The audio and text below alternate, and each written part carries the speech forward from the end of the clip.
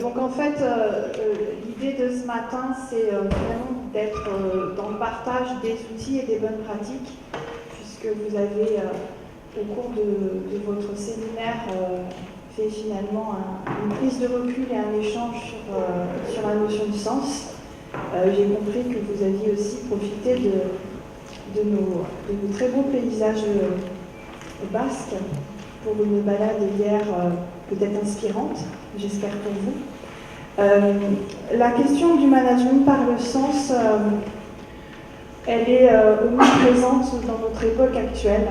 On a dû vous en présenter un petit peu les contours et moi j'ai souhaité l'illustrer par les petites gondoles, alors pas pour aller se balader à Venise, quoique c'est magnifique, mais véritablement pour se dire que finalement dans une entreprise, une organisation ou une équipe, manager au quotidien, manager par le sens, c'est comme finalement piloter une gondole, c'est pas très stable.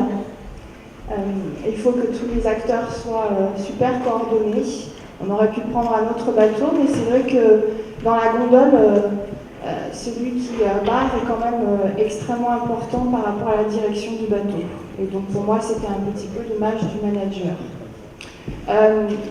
Mes propos, alors j'ai tenu à faire un petit outil, une présentation que vous aurez par la suite, pour vous donner finalement des outils opérationnels. Et bien évidemment, on va échanger, poser des questions, mais de manière à structurer finalement et à transformer les concepts découverts peut-être et les prises de conscience par des actions concrètes. Quatre questions managées par le sens pourquoi et comment.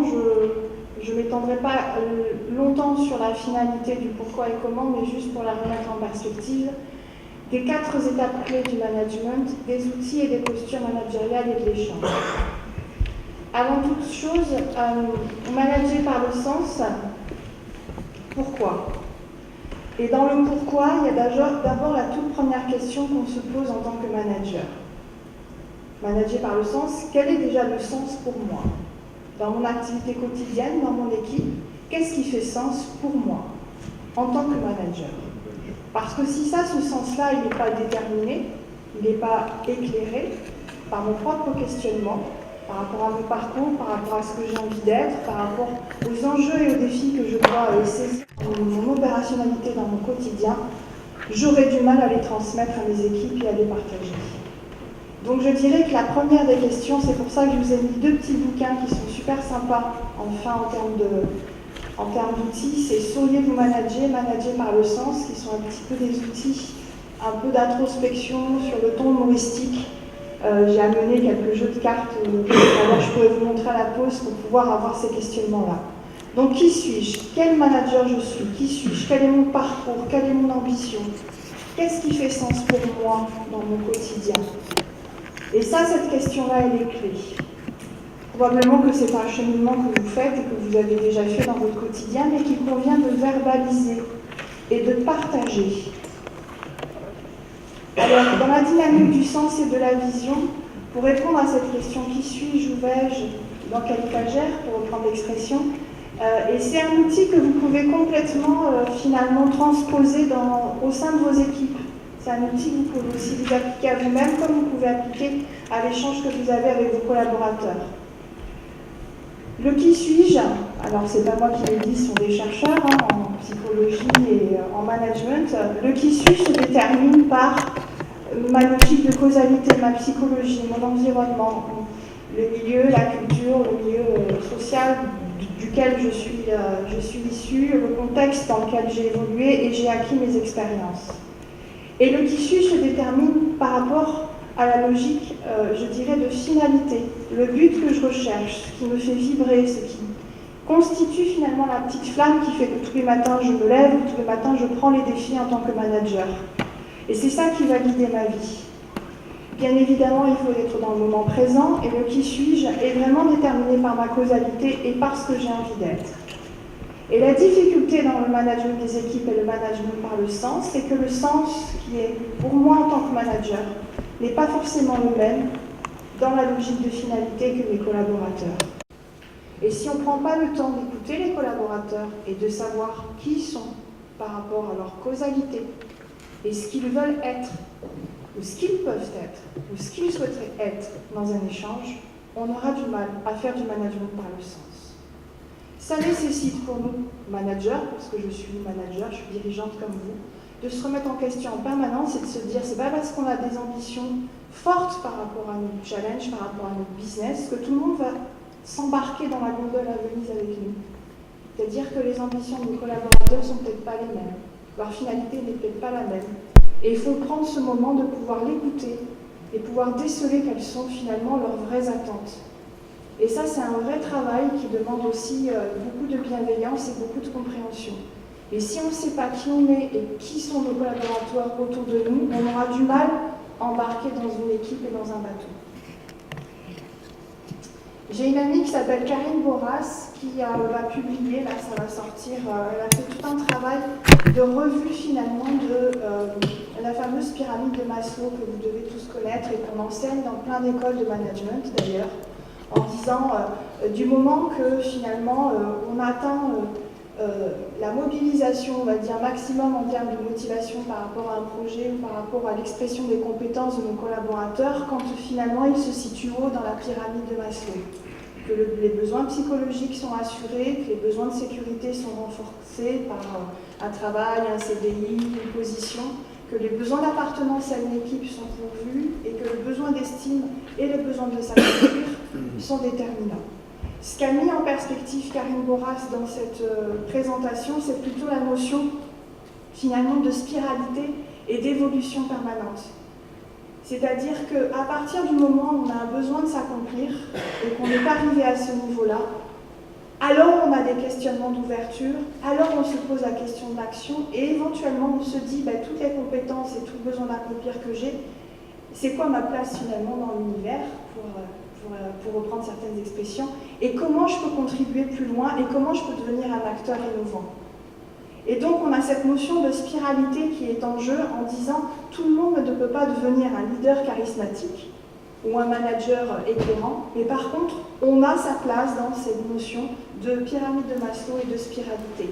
Et l'idée, c'est qu'un manager puisse être en capacité, autour de ses équipes, de savoir qu'est-ce qui fait sens pour lui. Est-ce qu'il se situe plus ou moins en haut, en bas dans cette spiralité, et de situer aussi ses équipes. Vous allez avoir des personnes qui, quoi que vous fassiez, quel projet merveilleux vous leur proposez, ou que l'organisation hyper challenging vous mettez en œuvre, ils seront et resteront dans un besoin de sécurité. Et on ne pourra pas arriver à les amener plus loin. Quoi que vous fassiez, vous aurez toujours dans vos équipes un acteur innovant qui voudra vous proposer une solution que vous n'avez jamais pensée, et comment on peut faire s'exprimer ce talent et que c'est du sens pour lui. Donc ça aussi, c'est aussi un autre outil complètement applicable aux managers pour se dire qui suis, où vais-je, mais où se situe finalement la question du positionnement de mes équipes. Voilà la première des clés. Qui suis-je? Avoir une vision qui exprime du sens, pourquoi? Pourquoi on a besoin d'avoir une vision qui exprime du sens? Il est 8h30 du matin, peut-être que c'est un peu compliqué, les premières réponses, elles vont venir au fur et à mesure. Je pense que, après c'est tout le sens qu'on donne dans le mot sens, bien évidemment. Les intérêts, les avantages, les contraintes et les difficultés, on va essayer de les évoquer. Alors je vais là pour le coup me déplacer en essayant de... Hop. Ah, merci.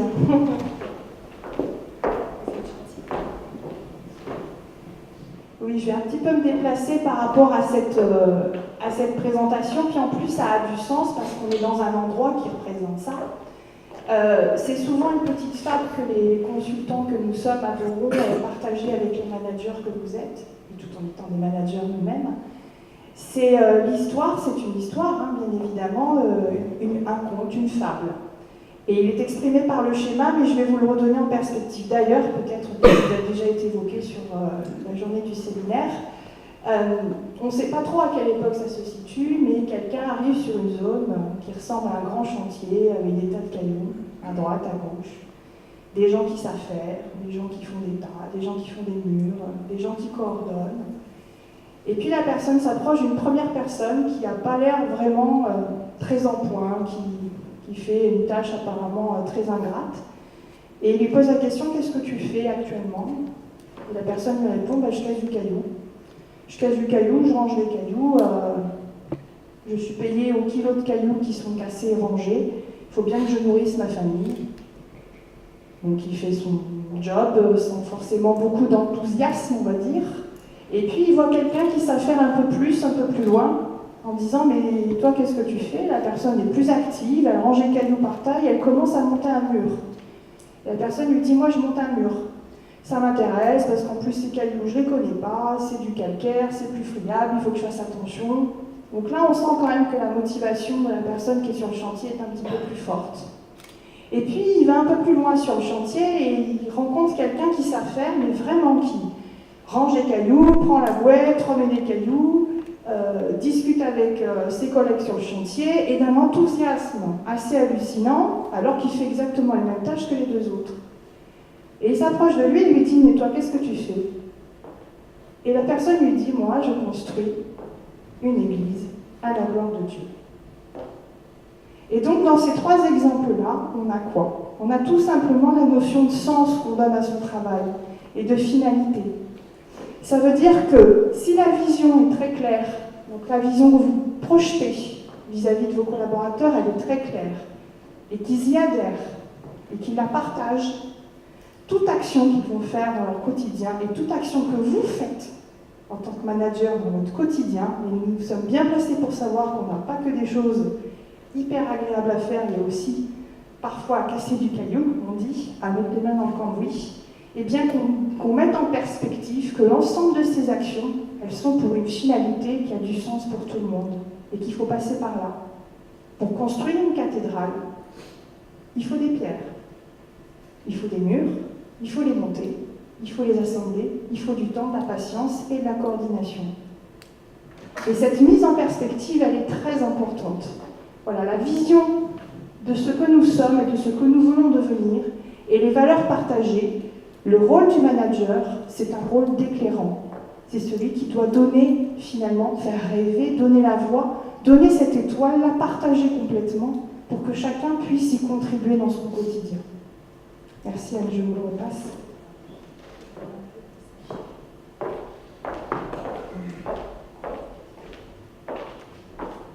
Donc là aussi, vous avez un nouvel outil qui est de vous dire, pour contribuer à la vision, les tâches viennent alimenter les objectifs, qui viennent alimenter la vocation, la mission, et qui sont pour la vision.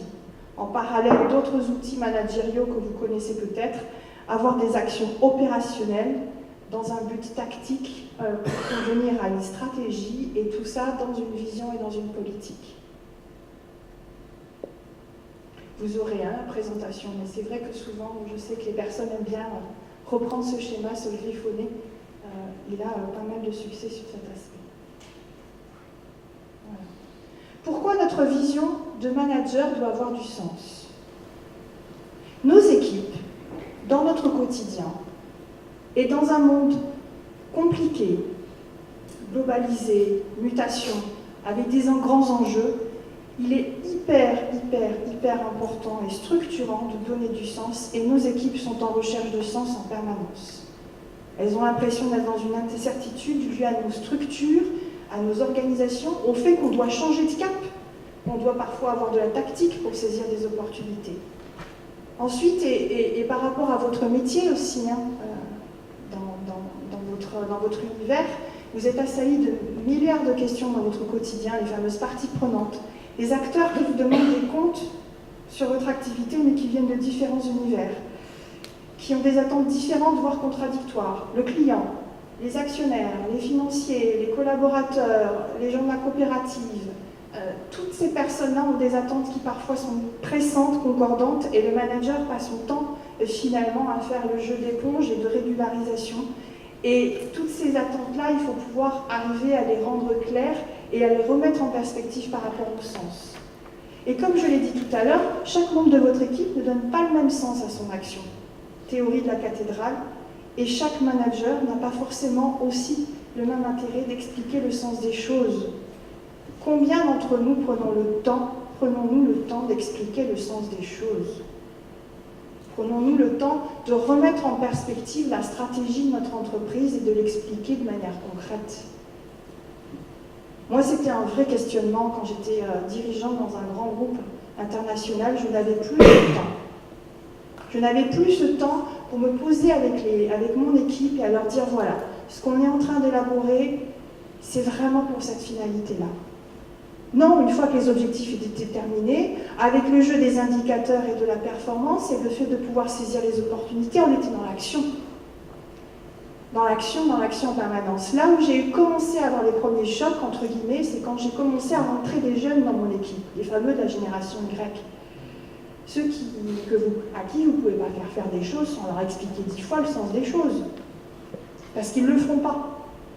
Et là, je me suis interpellée en tant que manager. Je me suis dit, mais c'est vrai, je n'ai pas pris le temps d'expliquer pourquoi on menait ce projet, pourquoi mettre en place, par exemple, une gestion de la relation client avec un logiciel de type CRM, c'était plus efficace. J'ai présenté que les contraintes à mes commerciaux et pas l'avantage de partager l'information.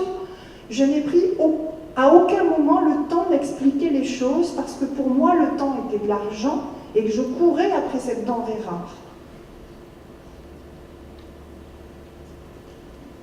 Les effets négatifs, quand on ne prend pas le temps de remettre en perspective par rapport au sens. Alors, je ne suis pas dans le sens philosophique, hein. Je ne suis pas dans le sens de quels sont vos enjeux pour sauver la planète, je suis dans le sens pratico-pratique de notre quotidien. Je suis dans le sens qu'on donne aux choses par rapport à notre stratégie. Si on ne donne pas de ce sens-là, on se disperse, on est inefficace, vous avez toute la négation qui se met en œuvre. Et surtout, il se passe dans nos équipes une espèce d'ambiance désastreuse parce qu'ils ne comprennent pas le sens de ce que l'on leur fait faire. Ils n'y voient pas l'avantage et ils ne le mettent pas en perspective. Et parfois, ça les dérange et ça les met dans des situations dites d'inconfort et on revient sur la pyramide de Maslow. On a aussi le mal-être du manager qui se dit « mais bon sang, c'est quand même clair ces objectifs-là ». Non, tu ne les as pas remis dans la perspective du sens. Je suis coach de dirigeants et combien de dirigeants font cette erreur de ne pas expliciter leur stratégie et leur vision? Et de dire non, la finalité c'est gagner de l'argent. Non, la finalité de ta boutique c'est pas gagner de l'argent. Gagner de l'argent c'est pourquoi? Ça sert à quoi? Tu réponds bien à un besoin, à un marché, à un service. Fais rêver tes équipes. Tu leur dis tu viens chez moi pour gagner de l'argent. Au jour d'aujourd'hui, on le sait très bien, pour gagner de l'argent, c'est pas ça que cherchent les personnes. Elles cherchent de la reconnaissance, elles cherchent un endroit d'épanouissement. Elles veulent que leur job ait du sens et serve une utilité. Alors peut-être que vous n'avez pas dans votre métier de coopérative et dans le monde de l'agroalimentaire cette question-là, parce que cette question-là, elle est, en tous les cas, de l'extérieur. Moi, je ne connais pas très bien votre univers, mais je l'aperçois de l'extérieur comme ayant du sens dans son ADN. Vous nourrissez la planète. Vous nourrissez la planète. Et si ça n'a pas de sens...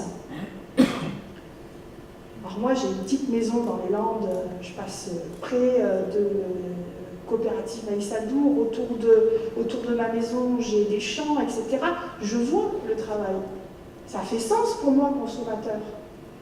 Mais vous nourrissez la planète. Rien que cette partie-là, elle fait sens. Et des fois, on oublie de la remettre en perspective. Et mon client, c'était un client qui travaillait dans le monde des énergies. Et je l'ai quitté hier, hein, les énergies renouvelables. Ça fait sens, ça, les énergies renouvelables. Ils contribuent à décarboner la planète. Et bien, il a des questions de management par le sens dans son équipe. Comme quoi? Même sur des entités qui, dans leur ADN, ont du sens. Les effets positifs. Les planches que vous voyez là, c'est pas... j'ai pas lu 10 milliards de bouquins, je suis pas allée à Oxford, à Harvard, j'ai pas fait une thèse plus 28 sur le management. Cette planche-là, ce discours-là, c'est le discours pratico-pratique que j'ai eu en tant que moi manager et que j'ai partagé avec d'autres dirigeants, avec des membres de comité de direction avec qui j'ai travaillé. Et donc c'est vraiment du concret, c'est vraiment du retour d'expérience. C'est pour ça que j'avais à cœur d'être partagé avec vous. Quand on détermine la vision et que cette vision-là, elle a du sens et pour nous et pour les collaborateurs, eh ben on sait qu'on va tous dans le même sens, qu'on a la même vision, le même cap, comme à l'image des bateaux, des régates, des équipages. On se responsabilise, on s'approprie collectivement le projet. On accepte les règles de vie à bord, on accepte que des fois on va devoir taper du caillou et prendre du recul avant de voir que le mur soit monté. Qu'on s'améliore aussi dans la façon de communiquer les uns avec les autres pour remettre en perspective en permanence son action quotidienne par rapport aux autres. Et qu'on améliore la transversalité. Notre rôle de manager, c'est donner du sens, c'est donner le cap. Et pour ça, il faut que ça soit clair pour nous et qu'on l'ait déterminé pour nous. Ou, et ça sera dans les règles et bonnes pratiques, qu'on le détermine collectivement. Comment faire? Parce que mon discours, il est bien joli. J'aime bien cette petite BD. Le manque de sens conduit à l'échec malgré le succès apparent. Découvrir ce qui fait sens pour soi fait naître une nouvelle énergie. Je vais vous raconter une anecdote. Dans une de mes équipes, à un moment donné, dans mon grand groupe international, j'avais quelqu'un qui était sur une fonction vraiment extrêmement administrative, nécessaire dans l'équipe, véritablement sur des données. On était dans de l'ingénierie, c'était très nécessaire par rapport à le fait d'enregistrer nos données d'ingénierie. Elle avait une vraie valeur au sein de l'équipe, mais qu'est-ce qu'elle s'ennuyait! Elle avait de la charge de travail, mais elle n'avait pas l'étincelle. Et puis un jour, lors d'une équipe, j'ai souhaité à ce que chacun des membres présente un sujet de son choix. Et elle nous a présenté un sujet qu'elle voulait partager avec le sein de l'équipe sur des idées pour améliorer la communication au sein de l'équipe. Quand elle a pris la parole au sein de l'équipe et que les autres collaborateurs, ses confrères, l'ont vue dans un rôle non administratif, mais plutôt de remonter des soucis de communication au sein de l'équipe et de proposer des solutions, on l'a vu se transformer dans sa posture parce que ça avait du sens pour elle. Son travail administratif, il était important, mais il n'avait du sens que s'il était compris par les uns et les autres et que la communication était améliorée. Et je pense que des histoires comme ça, vous en avez plein dans vos équipes. Alors je vais reprendre le micro.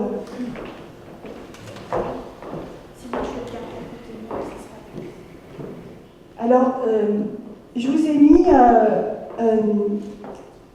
3 planches, mais c'est des planches d'inspiration, un peu comme ce que vous avez eu entre les échanges que vous avez eus depuis hier. Moi, il y a un projet qui a fait sens pour moi par rapport à mon parcours. Je vous présenterai à la fin, je présente toujours mon parcours à la fin parce qu'il est tellement atypique que vous comprendrez que quand je vous le présenterai à la fin. Ce qui fait sens pour moi, pour Karine, pour les dirigeants de néo-management, c'est par exemple des initiatives comme Bertrand Piccard sur le Solar Impulse. Je ne sais pas si certains d'entre vous connaissez. Donc voilà, c'est un aventurier, c'est un passionné, il a une famille extrêmement célèbre.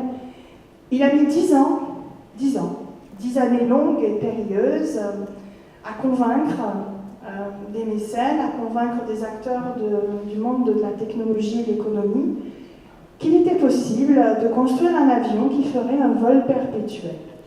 C'est-à-dire qu'il se chargerait dans ses batteries et ses panneaux solaires la journée et qu'il pourrait planer et pourrait utiliser l'énergie emmagasinée la nuit et faire le tour du monde de manière perpétuelle, sans une goutte de carburant dans l'avion.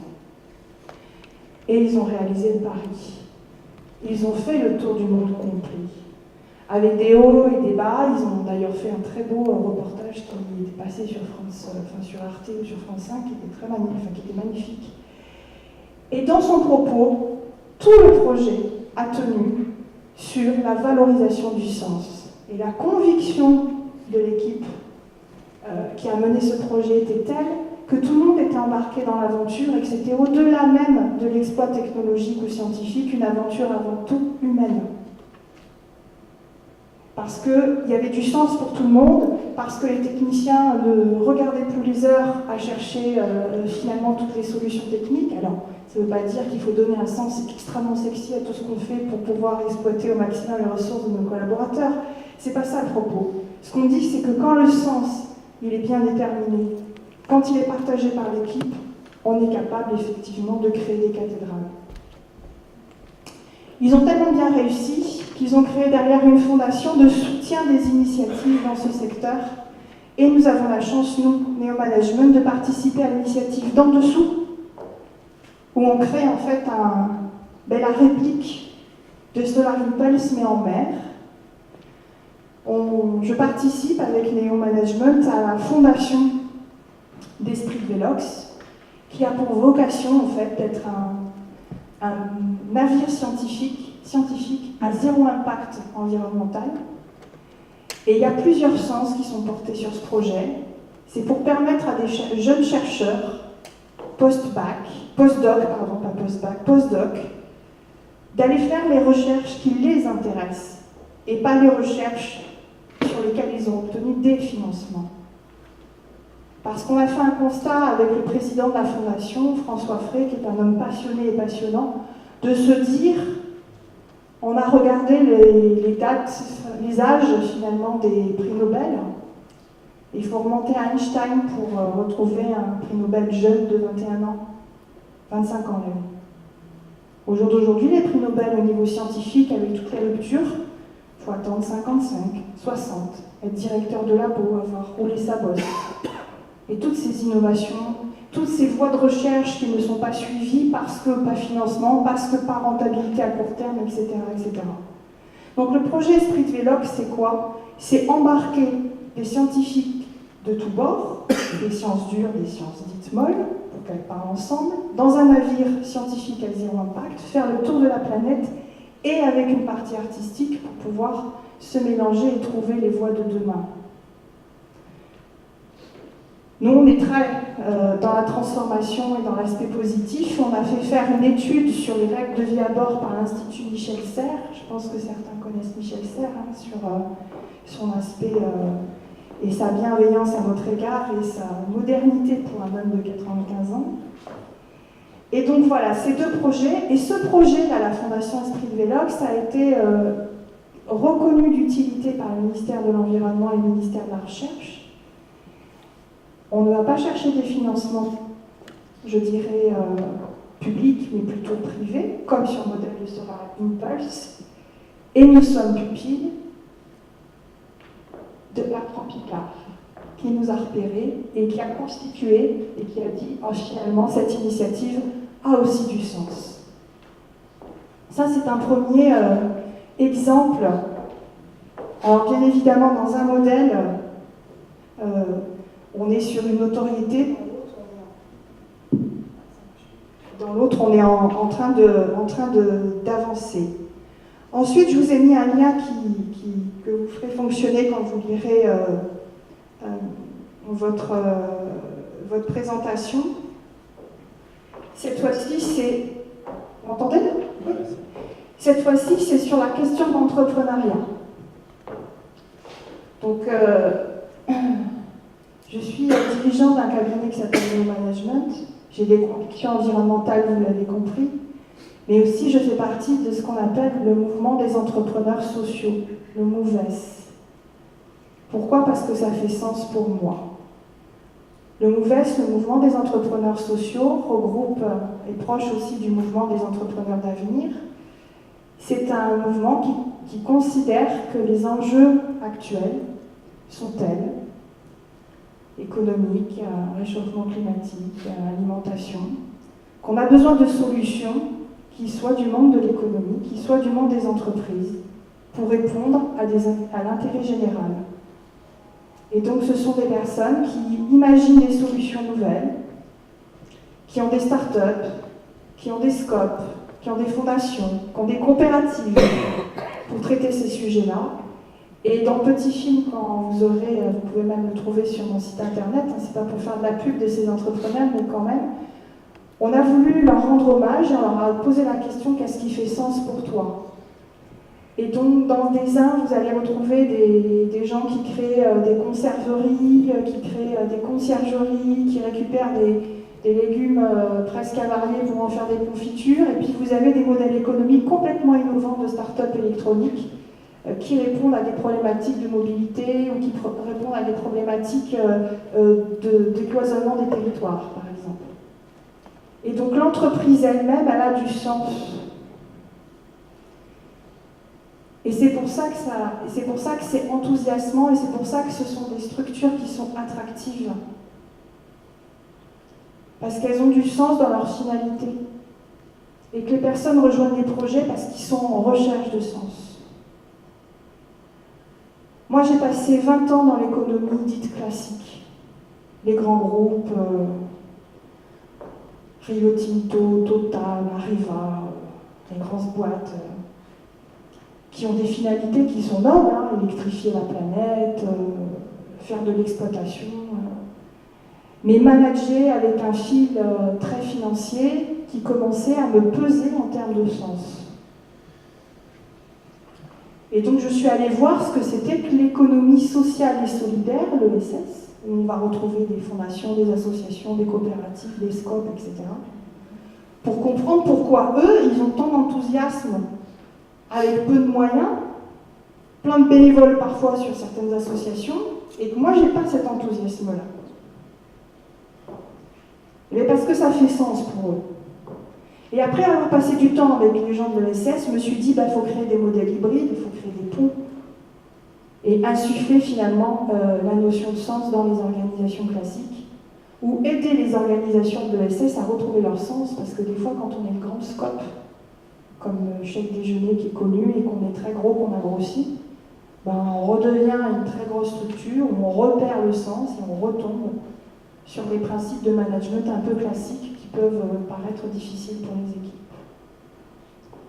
Voilà, donc la notion de sens, elle a pris 3 exemples.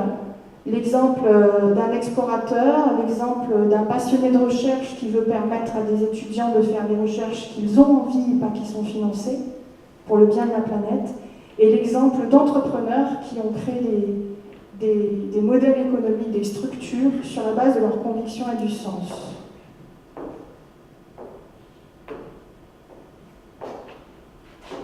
Alors mon propos, bien évidemment, n'est pas qu'on devienne tous des dirigeants de fondations ou d'ONG, on n'est pas là, mais c'est de comprendre qu'est-ce qui pousse ces personnes à créer ces organisations. Donc après le pourquoi, il y a le comment. Comment je définis une vision qui a du sens? Quand déjà, parfois, quand je suis manager en fonction de ma position, je ne comprends pas le sens de ce que ma direction générale me donne. Eh bien, notre rôle en tant que dirigeant et en tant que manager, ou en tant que manager intermédiaire, en tant que chef d'équipe, c'est de nous l'éclairer ce sens et l'influencer. Les clés de définir une vision qui a du sens, c'est la co-construire en équipe, en entreprise. Faire exprimer vos équipes sur la finalité. Qu'est-ce qui a du sens pour toi? Pourquoi tu es dans cette équipe avec moi? Qu'est-ce qui est important pour toi? Partager des valeurs communes, et ça c'est quelque chose qui est bien ancré dans votre univers, je suppose. Et faire valider cette vision et ses sens.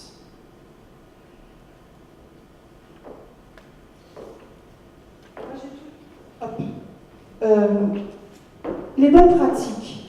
Ce que j'ai observé, moi, qui fonctionne bien dans les entreprises et dans les organisations et dans les équipes qui ont envie d'insuffler du sens, c'est de créer ce qu'on appelle un acte de fondement, un peu comme l'acte que vous êtes en train de vivre, le séminaire de 2 jours qui vous fait prendre conscience de ces aspects-là. C'est organiser un événement, ça peut être le plus modeste possible, ça peut être une réunion, un team building, une réunion dans la nature, une randonnée par exemple, qui vous permet de trouver le sens. Organiser un événement possible à l'extérieur de l'entreprise, mais ça c'est quelque chose que vous pratiquez souvent dans le club des références fertiles pour prendre du recul, et qui vous permet d'avoir un bon moment de mémoire collective. Moi j'ai adhéré à l'esprit de Velox dans mon projet à un moment donné, parce que le fondateur, il nous a tous réunis à La Rochelle, au musée d'histoire maritime, au milieu des vieux gréements, et il nous a dit, esprit de Velox, c'était un navire au début du siècle, qui était en avance sur sa technologie, et moi je veux recréer un navire qui s'inspire du passé, esprit de Velox, d'où je viens, pour aller dans un futur. Et donc ça m'a donné une espèce d'étoile en fait. Il y a des entreprises, moi je sais que j'avais un client qui avait amené tous ses salariés aussi discuter et rediscuter la stratégie, mais sous forme assez originale. Il dit, qu'est-ce que ça représente pour vous la stratégie? Est-ce que vous l'avez comprise? Dessinez-la moi. Ça peut vous paraître loufoque. Il y avait plusieurs tables. C'était une grande salle avec plein d'animations, etc. Et chaque table devait dessiner ce que ça représentait pour eux la stratégie. Et le PDG s'est rendu compte que finalement, la stratégie avait été perçue et comprise différemment par table. Et quand on prenait tous les dessins des différentes tables, le mix de tous ces dessins avait différentes facettes de la stratégie et donnait la couleur à la stratégie. Il a trouvé ça tellement beau qu'il a fait faire une toile par un artiste en s'inspirant de chacun des dessins et que cette grande toile maintenant, elle est dans le hall de l'entreprise à Paris. Et donc chaque personne qui a participé à cet événement sait qu'elle a illustré la stratégie. C'est tout bête, hein, faire un dessin collectif.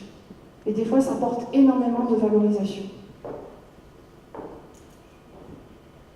Un moment de fondement, un autre exemple, c'est une petite entreprise dans la région toulousaine qui loue des chariots lévateurs et qui les vend. Pas forcément une activité qui pourrait être sexy, avoir du sens, a priori, et nourrit pas la planète. Le Grégory Lalo, qui est maintenant devenu un ami, le dirigeant, il m'a dit un jour, écoutez Karine, mais moi je les aime mes salariés, mais je ne sais pas comment leur dire. Ah bon? Il dit, je fais des réunions, on a des moments d'échange, il y a toujours des guéguerres. Je dis, mais qu'est-ce que vous voudriez leur passer comme message? Je suis fière que la satisfaction de nos clients soit vraiment au rendez-vous. Et j'ai dit, creusez un peu, creusez. Et il a eu l'idée de faire un film. Alors il a fait un film que vous pouvez voir sur YouTube. Vous tapez Bastille Manutention sur YouTube, vous allez trouver le film. Et en fait, c'est un petit film un peu comme un petit film policier, hein, mais avec un rythme très rapide, où finalement il suit le besoin du client et comment il est traité par toutes les personnes dans l'entreprise. Et donc ça a été tourné avec beaucoup de spontanéité. Mais on voit que finalement, ça passe par un coup de téléphone qui arrive chez le commercial, un petit dossier dans une administrative, qu'il le passe ensuite à quelqu'un à l'atelier qui prépare le chariot, un technicien qui monte le chariot sur le porte-chariot et qui le livre directement au client. Et tout d'un coup, toute la chaîne est illustrée comme étant quelque chose de super tonique à atteindre. Et au bout, finalement, le film se termine par une vision de l'ensemble de l'équipe, ils sont 70 salariés, et de la valorisation de 70 salariés comme les acteurs du film, et en fait, ils voulaient dire que l'entreprise c'était eux, et que sans eux, le client ne serait pas satisfait et l'entreprise n'existerait pas. Ce film a été vu, je ne sais pas combien de fois, des fois indéfinissable sur YouTube, il a été téléchargé, Dailymotion, etc. Les salariés, quand ils ont vu le film, ils ont tous pleuré. J'en parle encore avec de l'émotion. Parce que la clé, c'est que quand on donne du sens et qu'on valorise les gens, alors on est beaucoup plus efficace et aligné. Donc, à vous, managers, d'être créatifs dans le moment où vous aurez envie de créer un moment chez vous et de redéterminer le sens. Animer un travail collectif sur c'est quoi la vision de l'entreprise. Ou si la vision est déterminée dans vos organisations, c'est quoi la vision de mon équipe? C'est quoi la vision de mon service? C'est quoi la vision de mon secteur? Si vous travaillez sur des secteurs géographiques déterminés. Et définir et partager les valeurs communes, qu'est-ce qui est important pour l'équipe. Pour l'équipe, moi, ce qui était essentiel, on l'avait défini en équipe. C'était l'équité, c'était la communication, on avait le droit à l'erreur. Toutes ces phrases-là que probablement dans les grandes entreprises on affiche, il est nécessaire de les retravailler et de les travailler à l'oral et de mettre de la verbatine avec les équipes. Pour dire voilà mes valeurs et surtout d'être congruent. Vous savez, être congruent, être dans une communication en face avec ses valeurs. Si on dit qu'une des valeurs de l'équipe c'est l'esprit d'équipe et qu'on ne parle jamais à ses collaborateurs ou qu'on leur dit jamais bonjour quand on les croise, ça ne marchera pas. On n'arrivera pas à déployer une démarche avec du sens, parce qu'on ne sera pas dans l'alignement en fait.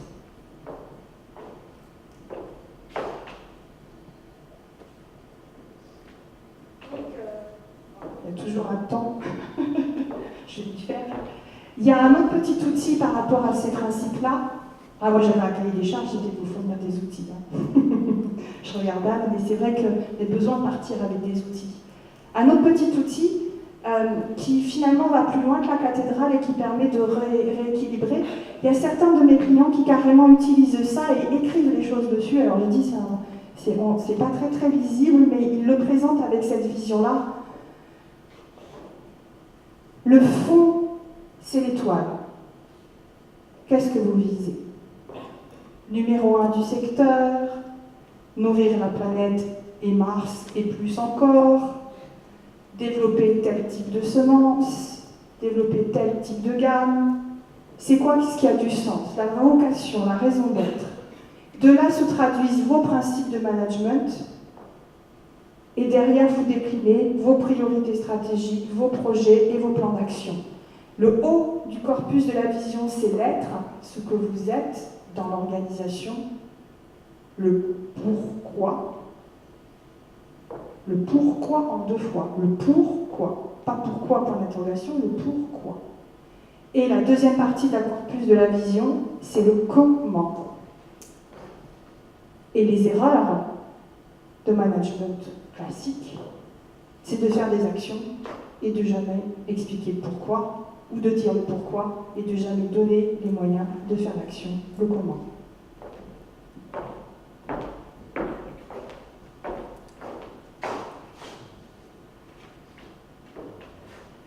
Comment définir une vision qui fait sens? Donc on l'a vu tout à l'heure, des séminaires d'entreprise, des team building, des réunions hors cadre, comme ce que vous vivez là, des techniques où vous faites travailler les personnes sur c'est quoi la vision de l'équipe, c'est quoi le sens qu'elle en donne, sous forme de technique de brainstorming, sous forme de management participatif ou collectif, ou World Café ou Design Context.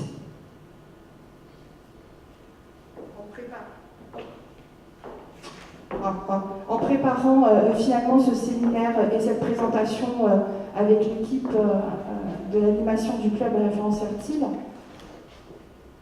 je pense que vous êtes dotés, vous avez eu des formations, des explications de tous ces outils de management dit participatif, comme par exemple le World Café qui permet finalement de résoudre une problématique très rapidement dans l'action, ou le design contexte qui est un outil qui permet finalement, au lieu d'exprimer les choses, de les dessiner, comme je l'ai dit tout à l'heure.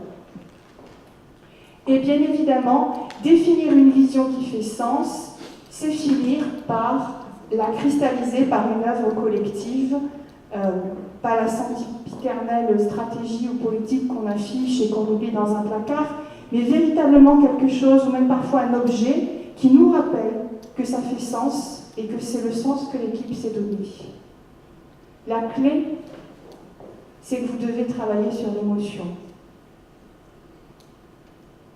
Ça aussi, c'est un autre point qui m'a toujours questionné en fait. Je ne sais pas, j'ai probablement que vous vous questionnez aussi sur ce sujet-là. Bon sang, bonsoir, on passe 8 heures par jour, 5 jours sur 7, et à la base, on est des humains. On est des humains et on a le droit d'avoir des émotions, des colères, et on a le droit, même en tant que manager, de faire des erreurs et de pouvoir l'exprimer. Et on a l'impression que parfois, en tant que manager, nos équipes, elles attendent de nous le tout, comme si on était un parent. Non, il faut accepter que chacun ait des failles, parce qu'on est humain, et il faut accepter de vivre un moment collectif, tous ensemble, qui ait du sens. Il y a des organisations qui ne veulent pas du tout faire s'exprimer l'émotion. Alors, vous allez me dire, c'est culturel, c'est dans le sud, c'est dans le nord. Moi, j'ai travaillé partout sur la planète, et je travaille encore beaucoup en Europe, je vous dirais, ça dépend. Des fois, je peux avoir beaucoup de chaleur en Angleterre, à Southampton, et me retrouver avec quelqu'un qui ne me parle pas du tout du déjeuner ou du dîner à Marseille. C'est pas lié à la culture, c'est lié aux personnes, c'est lié à leurs caractéristiques, et c'est lié aussi à l'image qu'on se fait du travail, en fait, du job. Pourquoi on dira il est vachement sympa en dehors du boulot? Ouais, mais pourquoi il n'est pas à l'intérieur? Ah, il est vachement sympa, il a fait des animations pour les enfants, là, à la porte ouverte. Ouais, mais pourquoi il ne fait pas des groupes de travail en intérieur, par entreprise? Ah, tu sais, à l'extérieur de la boîte, il est président du club de foot. Ah ouais, super, et pourquoi il ne veut pas prendre le projet que je lui ai demandé? Donc il y a bien une question de sens. C'est-à-dire que si le sens et l'émotion est travaillé, alors vous allez pouvoir utiliser le maximum des talents de vos collaborateurs, et pour vous et pour eux. Donc, pourquoi manager par le sens? Créer du sens au travail. Petite photo. Une petite photo que j'aime bien, un peu du monde de l'éducation, notamment de l'éducation positive, mais que je trouve déjà très significative. C'est qu'on a encore, bon, le système éducatif, je fais juste cette dispersion, mais pour redonner un petit peu de perspective, parce que c'est une question aussi qu'on s'était posée en tant que manager et que certains de mes clients me posent souvent. Il y a des comportements qu'on a eus quand on était à l'école et qu'on retranscrit dans l'entreprise. À l'école, on avait besoin d'avoir des bons et des mauvais points. On considère que notre manager, c'est notre professeur. Aujourd'hui, l'école est en pleine refondation et on est reconnu notamment au niveau de la maternelle et au niveau des écoles primaires comme étant sur les bons chemins, qui favorisent la coopération, l'entraide. Je ne sais pas si certains d'entre vous, vous avez des enfants dans ces tranches d'âge, et qu'on voit moins retrouver au niveau du collège, du lycée, par rapport à l'effet volume, par rapport à des critères. On va retrouver des modèles un peu de compétition, alors que dans cette tranche d'âge de 3 à 10 ans, on est sur des modèles de petits groupes et de coopération. C'est difficile ensuite de pouvoir travailler et de mettre dans des équipes alors que les modèles d'entreprise sont la coopération. Des personnes qui sont passées tout leur cursus, ou voire des cursus difficiles que le système scolaire a exclus, sur des modèles de compétition. Et donc on a une partie de cette explication, et c'est pour ça que c'est bien de la remettre en perspective, parce que parfois le manager il doit recasser des codes, et on se dit toujours ah, je ne suis pas quand même payé pour faire de l'éducation, mais parfois si, quoi. Pour rappeler que les règles, c'est la coopération. En tous les cas, la clé, c'est l'émotion. Allez chercher l'émotion. Même si ça fait pleurer, hein, l'émotion, c'est pas une tare, quoi.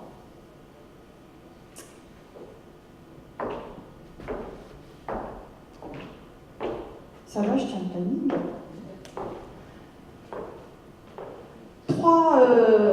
Trois présentations du management par le sens, en tous les cas d'outils. Les petites réunions de groupe, je pense que ça, c'est quelque chose que vous pratiquez. Le design contexte, où effectivement, on a une problématique et on va la dessiner. Alors là, vous avez le schéma du World Café. On a une problématique, on va la dessiner en équipe, on va écouter les points de vue des uns et des autres par rapport à la question du sens.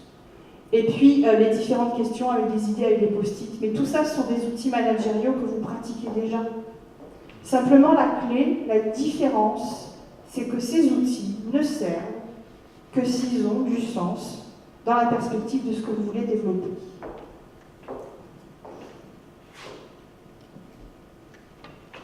Alors, déployer une vision qui exprime du sens. À partir du moment où on sait quel est le sens pour vous, que vous connaissez la finalité de chaque membre de votre équipe et que vous avez déterminé une vision commune, par exemple être numéro 1 du secteur si vous êtes dans le commerce, ou développer la super semence si vous êtes en R&D, eh bien il faut la déployer. Et là, si la première partie fait appel à la partie, je dirais, droite ou gauche, en fonction de ce que vous êtes droitier ou gaucher de votre cerveau, donc la partie, on va dire, plus émotionnelle et créative, cette partie-là, on va retrouver les principes de management que vous connaissez bien, qui sont de déterminer des objectifs et de les déployer. Les intérêts. Alors, l'écueil. Toutes les erreurs que j'ai pu voir dans les visions qui ont du sens, c'est le déploiement. On a déterminé une vision, elle est claire, elle est partagée, mais elle ne se déploie pas. Elle ne se déploie pas, ça veut dire quoi? Ça veut dire qu'elle n'est pas lisible, qu'on n'y revient pas, qu'on n'y associe pas les actions opérationnelles en fonction de cette vision, qu'on ne refait pas des points réguliers en termes de communication pour dire on avait comme objectif d'être numéro 1 sur ce secteur, on en est là, et est-ce que ça a toujours du sens pour vous? Et donc, vous avez 3 clés, le déploiement, la lisibilité et la communication régulière. Des succès comme des échecs. Dans mon exemple opérationnel de tout à l'heure, dans une des startups que j'accompagne au niveau du mouvement des entrepreneurs sociaux, j'ai une dame qui a créé une micro-crèche parentale dans la région de Montauban, plusieurs petites structures souples avec des horaires qui permettent en fait aux personnes qui ont des horaires décalés, qui travaillent la nuit, etc. Donc elle a une couverture horaire de ce service qui va de 5h du matin à 21h. Bien évidemment, ce n'est pas toutes les équipes, il y a des roulements. Et donc elle me disait, moi je me suis imaginé la crèche qui aurait pu répondre à mon besoin, qui me permettait de concilier ma vie professionnelle et ma vie personnelle, et qui permettait d'assurer un accueil de mon enfant. Bien évidemment, pas l'enfant qui reste de 5h à 21h, bien évidemment, mais les enfants qui sont partis, vous avez bien compris le principe. Et elle me disait, eh bien ça je l'ai développé il y a 5 ans, ça roule, et puis j'ai grossi et j'ai rentré des nouvelles compétences, des nouvelles animatrices, des aides, et j'ai oublié de réexpliquer le pourquoi de la fondation de cette organisation. Et du coup, je me suis retrouvée à gérer des problèmes de management classique, comme elle m'a dit, alors que si j'avais réexpliqué le pourquoi de notre originalité et le sens, j'aurais pas eu ces problématiques. Donc, la communication, elle est juste cruciale.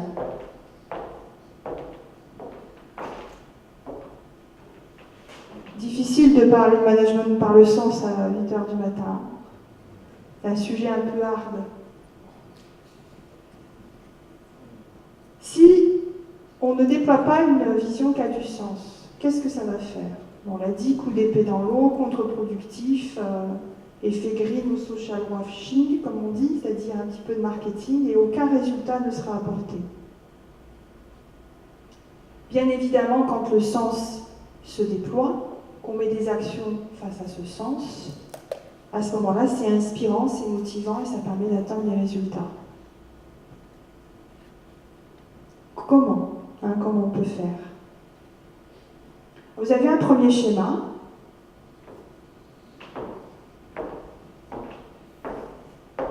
Un premier schéma que vous devez connaître en tant que manager et dirigeant, qui est quelle est la mission de ma boîte? Nourrir la planète. Quelle est ma vision? Être numéro 1, proposer tel rêve particulier. Quelle est ma stratégie et mes valeurs? Et quels sont les axes stratégiques qui me permettent d'atteindre ma vision?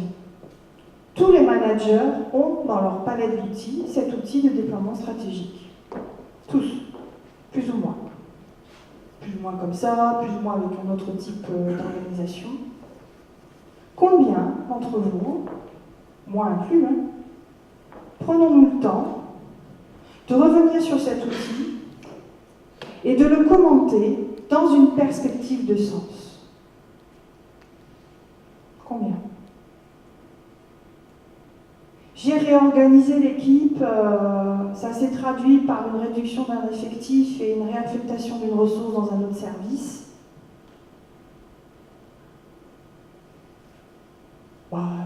Oui, mais ok, mais c'est quoi le rapport avec la vision? Et parce que sur cet axe-là, je devais gagner un petit peu en compétitivité pour aller chercher ce marché-là, et donc il fallait que je m'allège. Ah ouais, donc du coup, tu es en train de m'expliquer que c'est la vision qui justifie que tu t'es séparé de la personne de ton équipe? Non, c'était nécessaire quand tu es sur un bateau, si tu es trop lourd, tu ne peux pas avancer, saisir l'opportunité. Oui, mais tu as fait quoi de la personne que tu as sortie de ton équipe? Eh bien, on a fait un bilan et on a compris que sa valeur ajoutée serait mieux dans une autre équipe de l'entreprise. C'est là qu'elle apporterait le plus de valeur ajoutée et ça viendrait contribuer au sens. Combien de fois dans nos organisations, nous faisons des jeux de chaises musicales, de Pierre, Paul et Jacques, qu'on place comme à droite comme à gauche, sans expliquer le sens de ce qu'on fait. Ça se traduit par quoi? Par une impression de frustration des collaborateurs, par le fait que de toute façon, ils auront l'impression que c'est une sanction, alors que si on le faisait dans l'axe de valorisation pour le bien-être de la personne dans un sens et dans l'autre, on attendrait un résultat positif. Donc on peut avoir tous les outils du management du monde, les plans stratégiques, les plans d'action, les process. Si on ne les explique pas et qu'on ne les décline pas avec du sens et de la finalité, ça ne sert à rien. C'est des outils pour barre.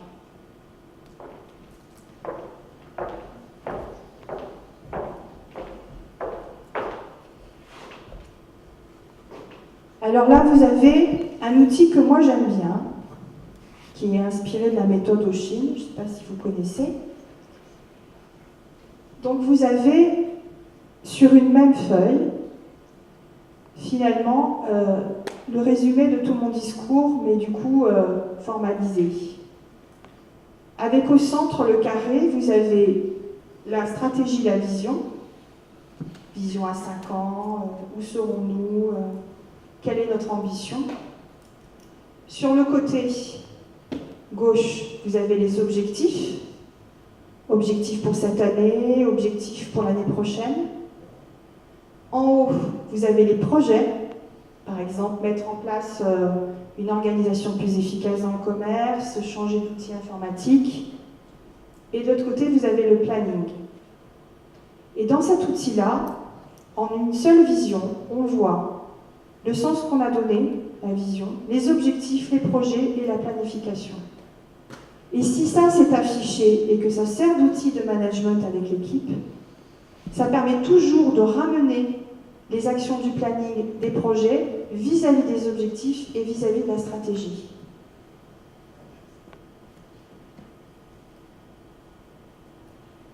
D'autres outils pour donner de la lisibilité à la vision. Là, on n'est pas sur les outils, je dirais, de lisibilité stratégique, mais on va être sur le comment dans la partie plus projet. En fonction de vos organisations, vous pouvez avoir différents outils qui sont à votre mesure. Celui avec les grosses boîtes en haut, hein, les 3 carrés, on est plutôt dans ce qu'on appelle les approches process ou processus, dont nos amis les qualiticiens sont friands et qui doivent exister dans vos organisations.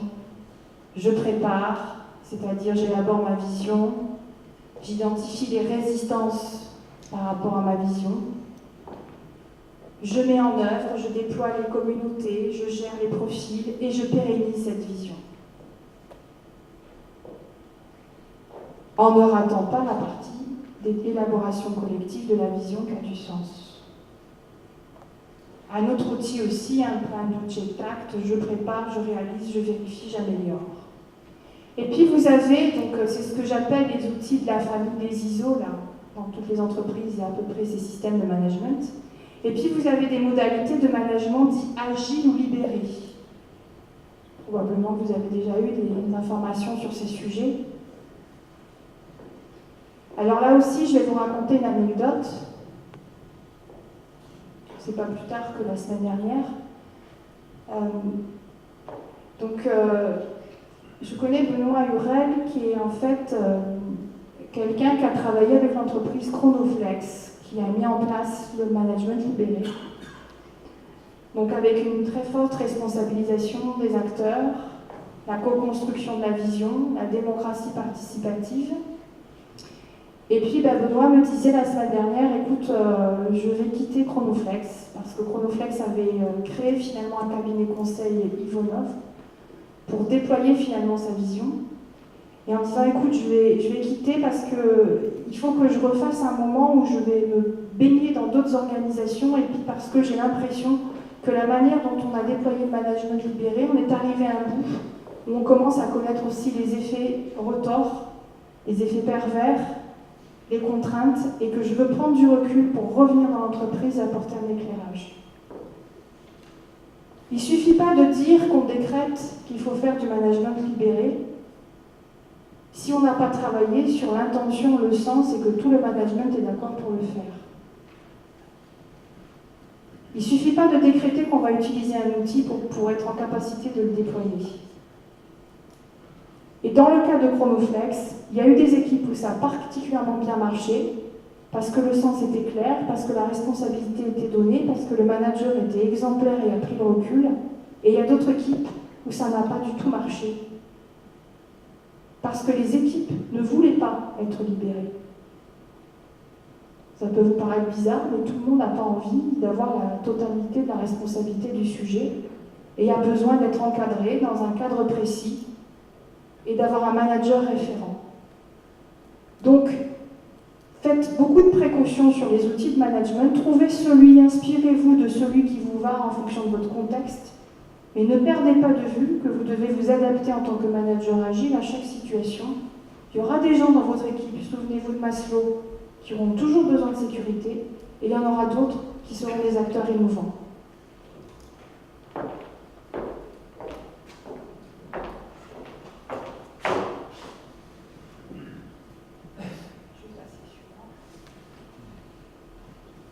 Alors, je ne voudrais pas vous endormir, hein. On va passer un petit peu de temps aussi au niveau des questions.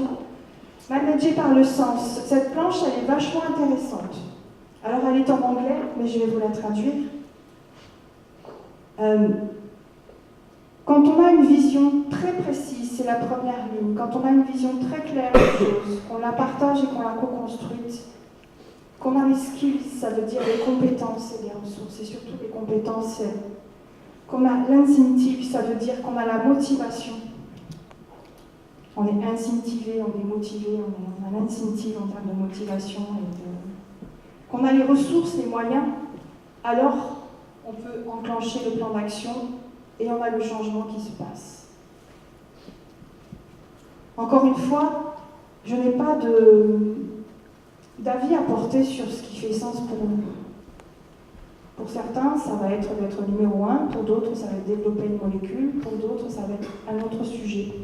Et je ne porterai jamais d'avis sur le fait que votre sens ne soit pas socialement ou écologiquement responsable. Je n'ai pas cette vocation-là. Mais à partir du moment où votre sens il est déterminé, il faut arriver à mettre toutes ces briques en ligne pour qu'il s'active et qu'il soit changé. Pourquoi? Qu'est-ce qui se passe? Si on a des compétences, si on a de la motivation dans l'équipe, qu'on a des ressources, qu'on a un plan d'action et qu'on n'explique pas le sens, on génère une confusion. Les équipes, elles ne savent pas pourquoi on va là. Si on a une vision mais qu'on n'a pas les compétences, mais qu'on est motivé, qu'on sent qu'on manque de ressources, on est anxieux. Si on a une vision des compétences mais pas de motivation, c'est-à-dire que dans votre équipe, il y aura des personnes qui ne veulent pas de management libéré.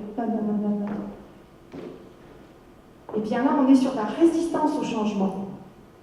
Donc on pourra avoir fait une belle vision collective si on n'a pas la motivation, si on n'a pas essayé de comprendre toujours par cette même ligne de la causalité, qui suis-je au travers de d'où je viens et où est-ce que je vais, on aura de la résistance.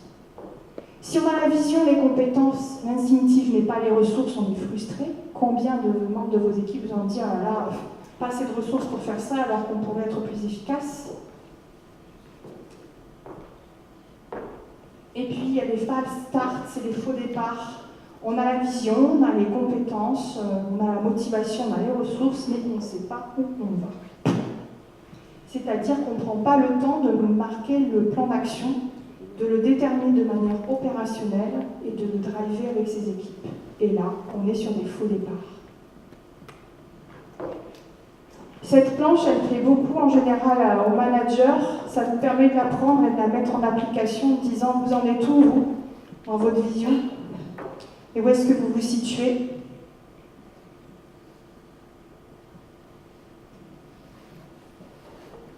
Accompagner la compréhension des éléments quotidiens avec du sens.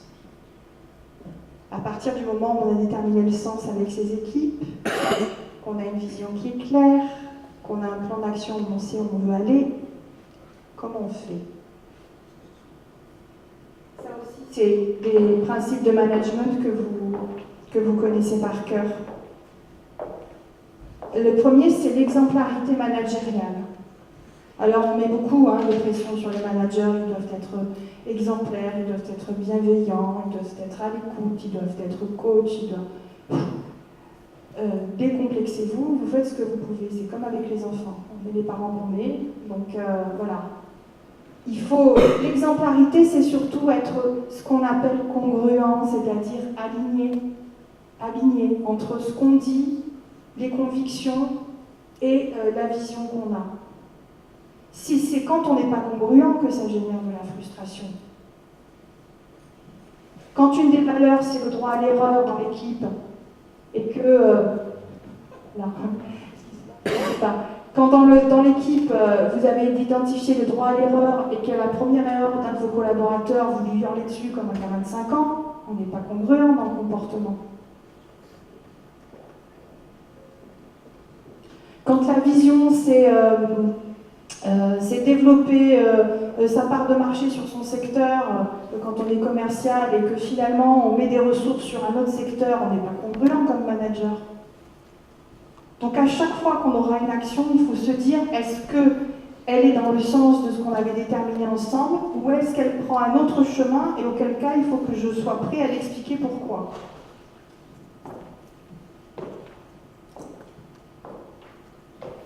Donc tout ce que les actions doivent être menées dans ce souci de sens. Par exemple, une fois je suis intervenue dans une équipe, c'était un peu particulier comme sujet, c'était dans l'industrie électronique. L'équipe fabriquait des cartes électroniques qui venaient constituer en fait un produit qui finalement est la balise de détresse quand vous avez un avion qui crache. Ça s'appelle un MELT, c'est le produit. Une sorte de balise Argos mais appliquée au monde de l'aéronautique. Et il y avait des très très gros problèmes qualité sur ces cartes. Et le dirigeant voulait vraiment créer un électrochoc. Et donc moi, comme je suis très connectée au milieu maritime, vous l'avez compris, j'ai demandé à un copain qui est skipper, notamment qui, je ne le citerai pas, mais qui a participé au Vendée Globe, de venir discuter dans un amphi avec les personnes, parce que je me suis dit, bon, ça va être difficile de retrouver des survivants d'un crash d'avion, donc on va partir plutôt sur les balises Argos. Et mon ami skipper, il est venu et puis il a fait un retour d'expérience et il a dit, voilà, vous fabriquez des cartes électroniques avec une finalité qui est un système de repérage en cas de dommage et de crash. Et il dit, et pour ça, je vous adore. Parce que la carte électronique pouvait avoir cette finalité aussi dans la balise Argos. Pour ça, je vous adore parce que grâce à vous, je me sens en sécurité. Mais lors de ma dernière course, je vous ai détesté. Parce que ça n'a pas fonctionné. Et l'émotion qui s'est traduite dans la salle était assez hallucinante. C'est-à-dire que là, les monteurs de cartes électroniques, ils ont percuté, et c'est vraiment le cas de dire, sur le fait que la finalité de leur produit, c'était la vie d'un homme. Et naturellement, avec des plans d'action bien évidemment, mais les problèmes de qualité produit ont été divisés, les rebuts ont été divisés par 50%. Donc voilà, ça c'est aussi une anecdote. Alors ça ne veut pas dire que tout le monde a un skipper dans sa famille pour venir faire ce témoignage-là. Mais ce que ça veut dire, c'est que si on met l'utilisateur final au bout de la chaîne, qui vient présenter finalement les enjeux, on redonne du sens, on redonne de la perspective à la finalité du travail que vous réalisez avec les équipes. La communication aussi, c'est très important. Communiquer sur les actions qui ont du sens, sur les actions, les challenges par exemple. Vous avez gagné un challenge commercial, vous avez été dans les timings du projet pour le développement de votre molécule. Vous avez remporté un petit budget pour faire un investissement qui est conséquent. eh bien ça, il faut l'expliciter au regard du sens aussi. Et pas que au niveau de la défaillance du sens.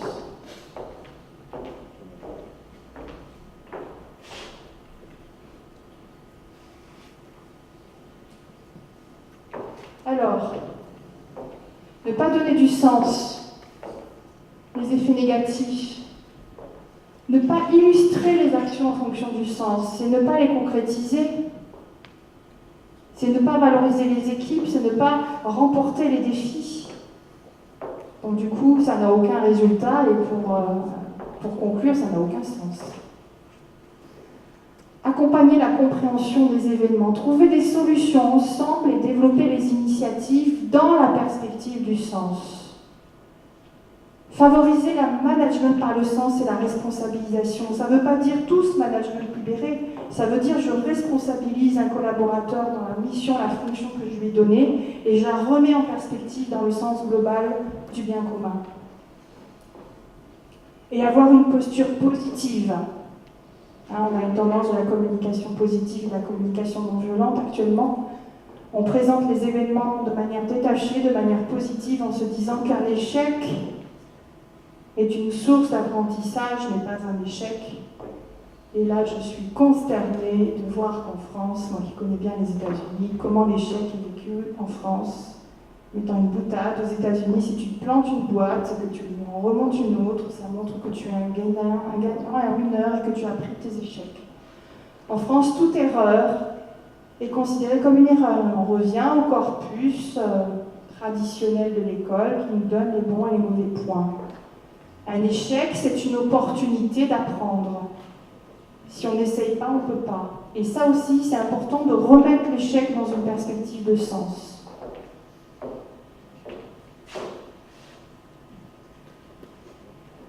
Alors, lorsqu'un enfant apprend à marcher, il tombe 50 fois.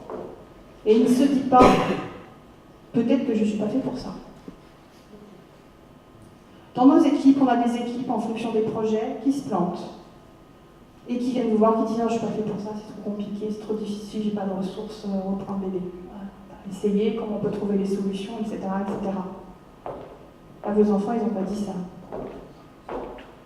Allez, on va faire un petit jeu.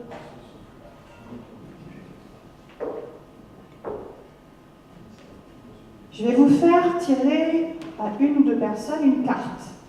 Il faut que je vous réveille. On s'entend un peu, là, j'ai l'impression. Je ne suis pas soporifique quand même.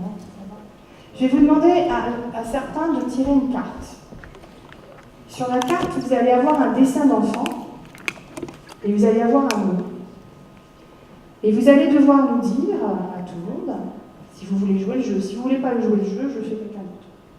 Ce serait bien qu'il y en ait un qui veuille jouer quand même. Vous allez avoir un nom, émotion, amitié, partage. Et vous allez devoir nous dire si ce mot déjà a du sens pour vous. Et si ça fait partie d'un mot que vous déployez dans votre quotidien avec vos équipes. Alors, c'est comme un jeu de magie. C'est le hasard qui fait que vous allez tirer les cartes. Elle est devant, la première. Vous voulez bien ?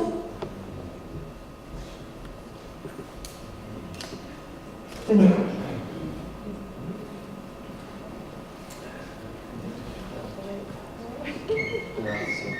Discernement. Déjà, donc alors, discernement, c'est de faire la part des choses. Oui. C'est essayer de faire la part des choses, je dirais, par rapport à une somme d'informations. Je dirais, replacer dans son contexte.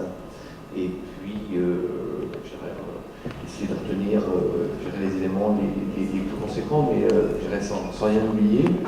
Alors, est-ce que je fais preuve de discernement? Est-ce que c'est un terme que j'utilise régulièrement? Non, j'ai pas. J'ai la prétention de dire que je parle tous les jours. Je pense que je fais preuve de discernement. Par contre, que c'est un terme que j'utilise dans mon vocabulaire tous les jours, non, je pense pas. Dans votre vocabulaire professionnel? Non, je pense pas. est-ce que c'est une valeur que vous pouvez Micro. Micro. Ouais. Par rapport à toute autre intervention, je dirais les slides que vous avez pu passer sur les micros, comme toute boutique GRSA soviétique, donc pendant, je veux dire, bon, je suis dans l'entreprise depuis 25 ans, le premier boulot que j'ai fait en rentrant, c'était de travailler sur les valeurs. J'ai un schéma de positionner. Je veux dire, moi je vais un petit peu plus en amont, si vous voulez, au niveau de l'analyse stratégique. Et après, derrière, je veux dire, on fait un travail stratégique, je dirais, traditionnel en co-construction, je dirais, avec nos administrateurs tous les 5 ans. Derrière, est-ce que je le relaie suffisamment? Je ne sais rien, je veux dire, on est une PME, j'essaie de faire d'avoir un moment tous les ans avec toutes les équipes, je dirais, où on présente les résultats d'entreprise, on se repositionne par rapport à ça. On a écrit un certain nombre de documents sur les valeurs, sur ce qu'on attend des équipiers, pour que ce soit tout à fait clair, transparent. Donc il y a une charte de l'équipier MN 2020, je veux dire, qui a été élaborée, qui a été co-construite, qui est affichée, je veux dire, et qui est dans nos entretiens, etc. Donc tous ces éléments-là de stratégie sont, je dirais, sont clairs, sont rappelés. Après, il est évident que, je dirais, on a des profils, on en parlait bien sûr dans le bus rentrant, on a des profils, des attentes, je veux dire, qui sont différentes. On a des populations, moi j'ai deux grandes catégories de population d'entreprise, j'ai les ruraux et les citadins. Donc, je dirais, ça se passe de manière tout à fait tranquille avec les ruraux, avec les citadins, je dirais, c'est différent. Et puis évidemment, je dirais, le prisme de l'âge, je dirais, les populations ont des comportements, des attentes, des relations au travail, à l'entreprise qui sont différentes suivant, je dirais, suivant les classes d'âge. Donc c'est pour moi naturellement d'intégrer, c'est tout point de discernement, je dirais, par rapport à tout ça, d'intégrer toutes ces données. Je pense que je vais essayer de faire en équipe. Je veux dire, on essaie d'intégrer tous ces éléments-là. Voilà. Très bien. Le mot discernement, je veux dire, c'est pas, je ne prononce pas tous les matins. Bon, mais c'était le but du jeu aussi, hein, Voilà. que vous tiriez une carte différente de tous les matins. Merci pour votre retour d'expérience. Choisir une autre personne au hasard. Hop, madame.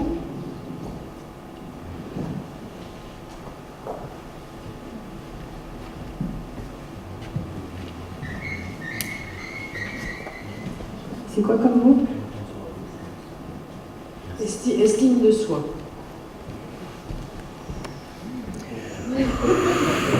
Là, on est sur qui suis-je. Voilà. Par rapport à mon travail, je n'ai pas forcément une équipe de management. Je pas de personne forcément.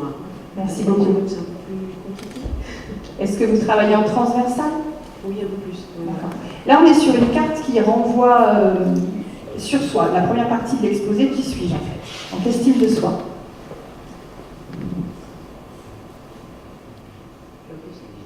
Vous êtes sèche? Vous en voulez une autre? Oui, je vais à la rigueur, je passe mon besoin comme ça. Ah, il n'a pas tiré. Alors, l'estime de soi, est-ce que c'est une carte qui est inspirante? Je t'embrasse pas tout de suite. Plusieurs fois. J'étais en train de dormir, tranquille. Voilà, c'est ce que j'ai vu, donc il fallait que je réveille un petit peu ce monde. Hein. C'était pas grave, l'estime de soi. À l'inverse, oui. Moi, j'ai fait du management et je pense que l'estime de soi fait partie aussi de cet effet de congruence que vous avez évoqué, où il faut déjà bien se connaître pour savoir quel métier on veut faire et surtout dans quel métier on va apporter. Alors moi j'appelle ça du bonheur aux équipes parce que c'est vrai qu'on ne peut plus manager sur des perspectives de croissance avec notamment tout l'aspect financier qui est attaché, puisque c'est compliqué dans nos organisations. Pardon. Donc on est obligé d'essayer de mettre en exergue d'autres valeurs, qui peuvent être aussi le sentiment d'appartenance, je dirais, au quotidien, le fait de se réaliser aussi pour les équipes et pas forcément avec des transactions hiérarchiques. Donc c'est vrai qu'il faut déjà avoir fait ce travail sur soi et être conscient de ses capacités, mais aussi de ses limites, quoi. Parce que on peut ne plus être en zone de confort et puis tomber dans le burn-out, comme vous avez évoqué, parce que justement, on ne se connaît pas, et à partir du moment où on ne va pas réaliser des choses qui font plaisir, on n'aura plus d'estime de soi. Ouais.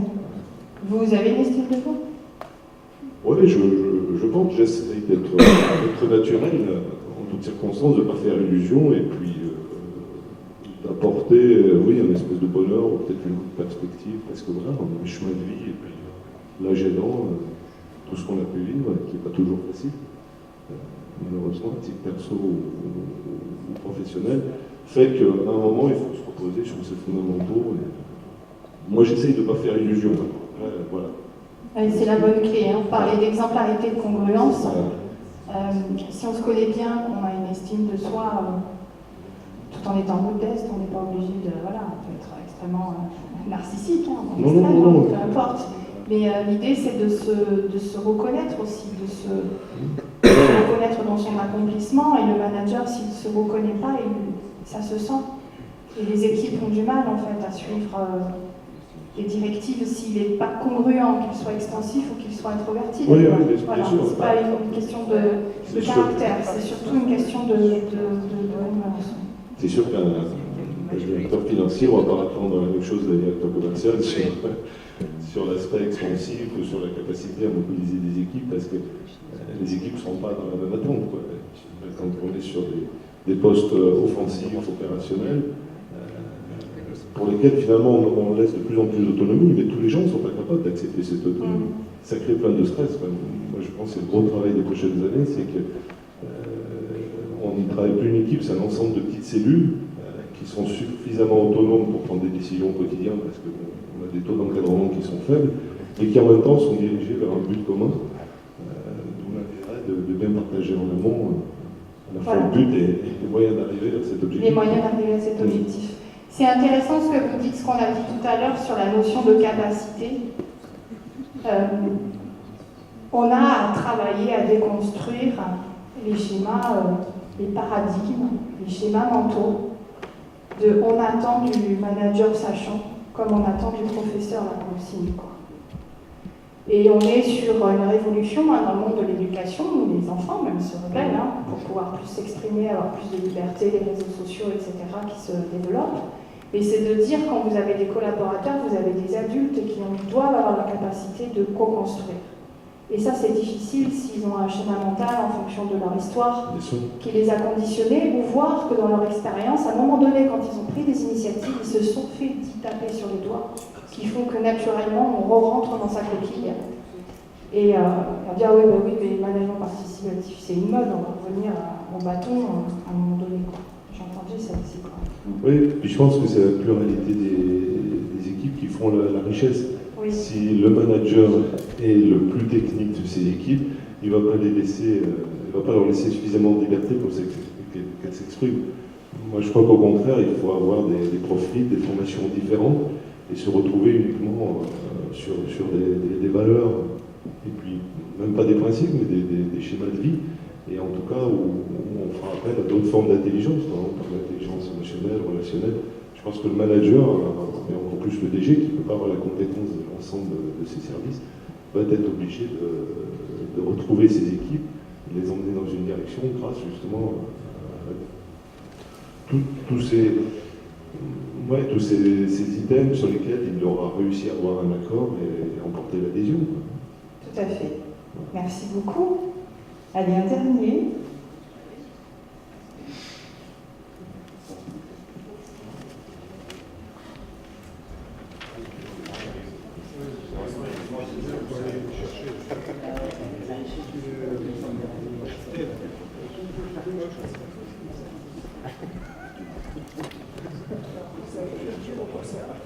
Alors, Votre carte à vous, c'est quoi? maturité. Pourquoi vous rigolez? Pourquoi? Est-ce qu'il s'est passé des choses hier soir ou... Je suis un ancien, je suis pas un vieux. Oui, Maturité. Dites-nous, ça vous intéresse?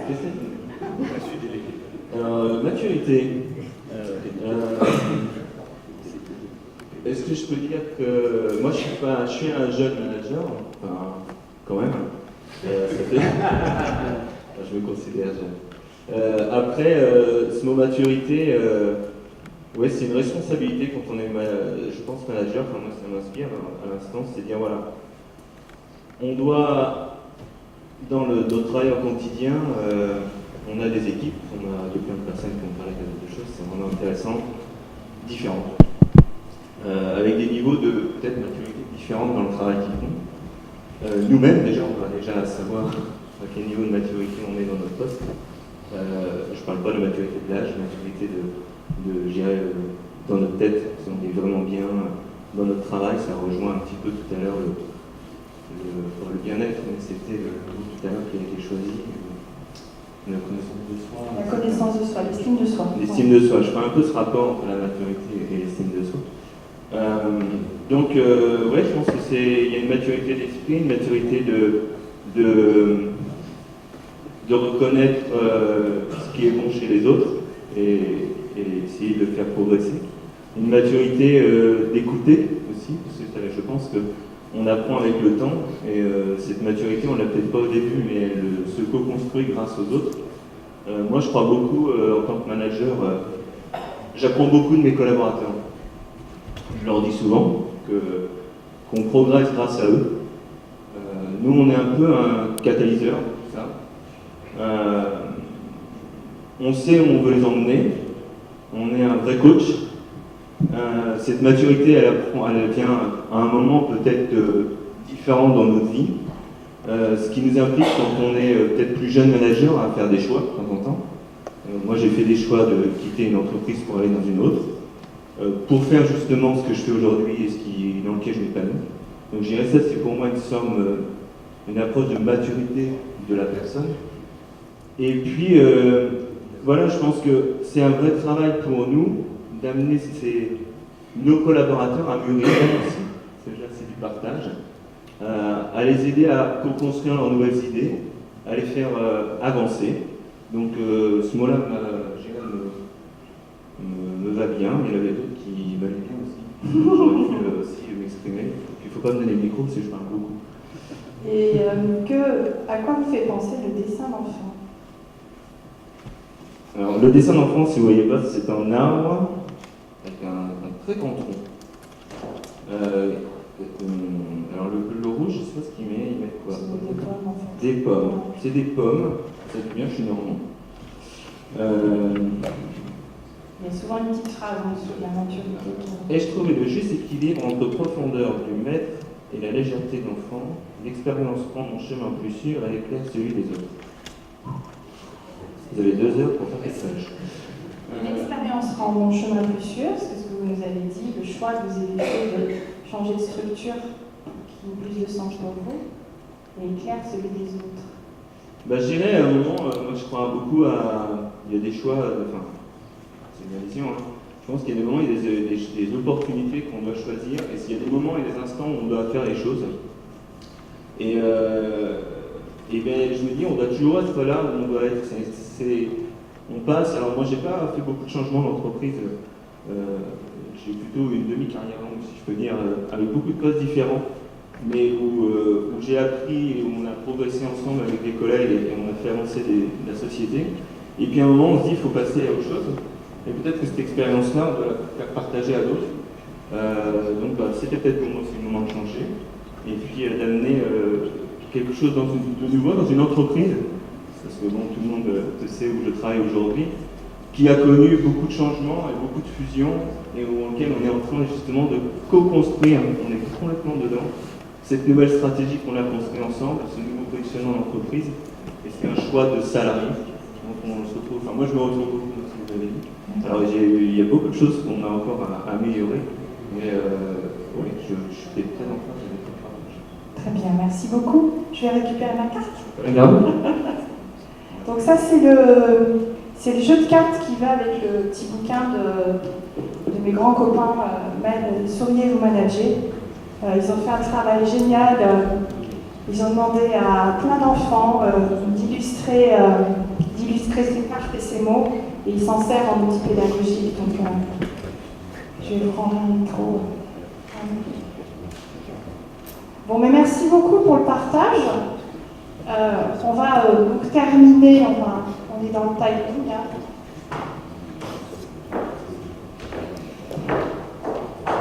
C'est la mise en veille, en fait. Alors, est-ce qu'on est tous des leaders naturels? Je ne sais pas. Ça, c'est une autre phrase aussi. Quand une personne te parle de ses problèmes, elle n'est pas en train de se plaindre, elle est juste en train de te faire confiance. Quand on sait ce qu'on est et qu'on sait où est-ce qu'on veut aller, on a aussi plein de charges de travail en tant que manager. Il y a un sujet sur lequel des fois on est agacé, moi la première, quand je vois débouler, et tous, hein. J'ai beau être celle qui vend les préceptes de la bienveillance, d'être agacé de voir les collaborateurs présenter des sujets et on se dit oh là là, mais c'est pas possible.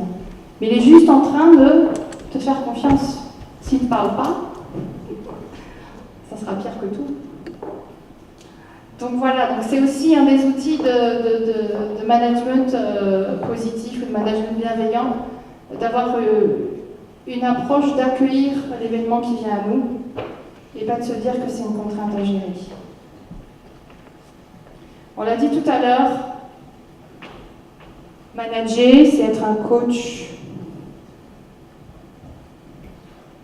Manager, c'est être un coach, et on a partagé les pratiques par le jeu des cartes. Manager, c'est être un coach, c'est donner du sens, c'est s'inscrire dans une vision, c'est éclairer le chemin, c'est pas forcément être le sachant, mais repérer les talents, comme à l'image du coach, comme à l'image de ces coachs et entraîneurs sportifs. Vous n'avez pas eu de sportif dans votre séminaire? Ou ça va venir là? D'accord. Sportif est vraiment coach de ces défis. Alors la dernière planche, le dernier point, adopter des postures et les comportements en phase avec la vision et le sens. Toujours même dérouler intérêt, contrainte, difficulté. Les retours d'expérience que vous avez évoqués au travers du jeu des cartes permet d'illustrer cet aspect. Le leader, le manager est un leader, il entraîne, il donne une vision. Manager par le sens, c'est être un leader, parce qu'il faut réexpliquer sans cesse, redonner de la lisibilité. Manager par le sens, c'est être un manager 3.0, connecté, ouvert, bienveillant, coach, mais pas un parent. Combien de fois moi-même je me suis reprise dans un long travail de coaching perso et tout ce qui va bien, à éviter de dire des choses à mes collaborateurs sur le ton du parent. Même dans les mails, merci de, je veux ton point pour la semaine prochaine. Donc entraînant, mais pas un parent. Manager par le sens, c'est se respecter soi-même, certains d'entre vous l'avaient dit, dans sa propre vision et de ce qu'on est par rapport à l'engagement qu'on a vis-à-vis des autres.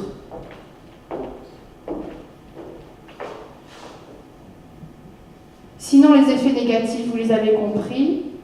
Si on n'a pas les bonnes postures et le bon comportement, on ne montre pas l'exemple, on n'embarque pas, on ne favorise pas l'expression des équipes, on ne rend pas concrète la vision et le sens et on n'a aucun résultat. La semaine dernière, j'ai quitté une équipe où j'ai rencontré le responsable de la logistique qui avait un vrai souci dans cette posture. Une espèce de supply chain sur plusieurs sites avec des commandes à récupérer, à gérer, du stock à faire et de la livraison à assurer. Des équipes qui sont motivées sur le terrain et lui complètement coupé des réalités opérationnelles de ses équipes. Des équipes qui ont 10 milliards d'idées à la seconde et lui qui part sur un process qui est ultra compliqué dont personne ne comprend ni la finalité ni la fonctionnalité. Je suis venue avec une urgence. Le dirigeant m'a dit, Karine, il faut vraiment que tu viennes nous aider là en lui faisant un électrochoc. Et donc j'ai pris le responsable logistique et je l'ai amené sur le terrain et je lui ai dit, écoute, allez, on va suivre une commande, tu vas voir, qu'est-ce qui fait sens et toutes les difficultés qu'a tes équipes. Le responsable logistique, en 3 ans de boîte, n'était jamais allé sur le terrain. N'avait jamais rencontré ces techniciens de logistique. Ne savait pas comment le technicien de logistique faisait une saisie de commande dans le système d'information et comment il contrôlait la quantité de pièces. Ça vous choque parce que vous êtes des managers éclairés, sinon vous ne serez pas dans le cercle. Mais ces postures-là, elles existent. Et comme il n'avait jamais été sur le terrain, il ne les rencontrait jamais, il ne comprenait pas les contraintes et il ne mettait pas en perspective les actions qu'il menait en fonction du sens qu'il voulait donner. Donc on était complètement anti-productif complet. Mais moi j'ai toujours cru que le manager il ne devait pas être sur le dos des équipes, qu'elles étaient responsables, je ne voulais pas les embêter. Donc sciemment il avait vraiment envie de prendre du recul parce qu'il prenait la suite de quelqu'un qui au contraire était un ancien technicien logistique et qui faisait les commandes avec les garçons, quoi. Donc il voulait prendre du recul, sauf que de recul, il s'est éloigné et du coup ça a donné un mauvais message au niveau du sens.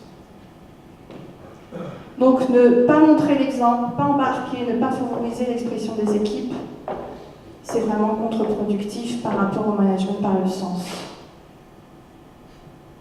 Au contraire, un aspect positif, vous avez compris ma présentation, c'est vraiment être dans l'écoute et la co-construction, vous en avez parlé, la bienveillance permanente. Rendre lisible la stratégie, même si elle est construite, et que les acteurs et que les salariés n'ont pas forcément la main, sauf s'ils sont sur des modèles de co-construction, de la rendre lisible. Je l'ai dit tout à l'heure, il ne suffit pas d'avoir écrit de la documentation. La rendre lisible, c'est la faire vivre, c'est la communiquer, c'est la rendre concrète dans les opérations, c'est faire des focus sur ce sujet, c'est mettre en évidence que toutes les actions qui sont faites dans les services contribuent à cette lisibilité. C'est libérer les énergies aussi positives des collaborateurs et relever les défis pour pouvoir se dépasser.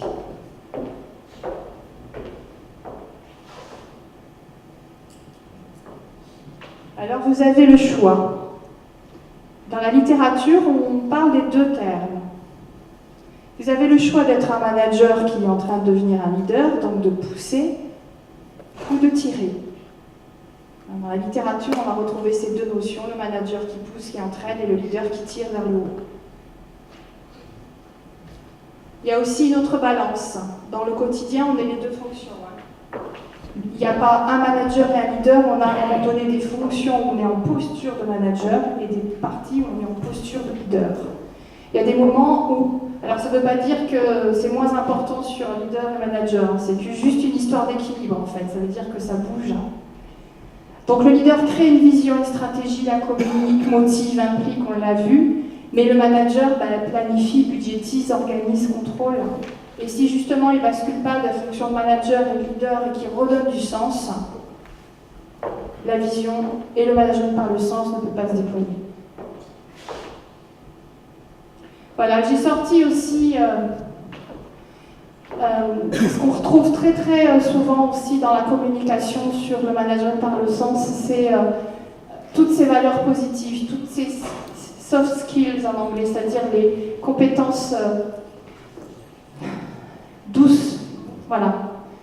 La confiance, la disponibilité, la transparence, l'expérience, l'empathie, la créativité, qui sont autant de compétences qui sont nécessaires pour mener le management et pour mener les projets qui ont du sens.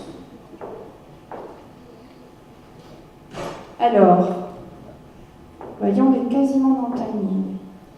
On va faire un tour de micro. La question, c'est quel est votre style de management? Et est-ce que vous pensez que vous avez donné du sens à vos équipes? Qui veut répondre? Oui. Merci. Je voulais plutôt réagir par rapport à votre exposé. Pas de souci. Et donc, en fait, dans le management, il y a un volet que vous n'avez pas du tout abordé, ou alors ça ne transparaît pas suffisamment, c'est le fait de faire grandir ses collaborateurs. Et moi, l'expérience que j'ai, le plaisir que j'ai eu toute ma carrière, c'est de faire grandir en fait mes collaborateurs. Et peu importe s'ils étaient plus compétents que moi au niveau technique, etc. Mais ce qui était important pour moi, c'était justement de les emmener. Et j'ai trouvé toujours beaucoup de sources de motivation dans mes équipes à partir de ce principe-là. Et je trouve que ça ressort pas beaucoup dans notre équipe. Oui, parce que j'ai une posture très critique sur le grandissement. Je vais la partager avec vous.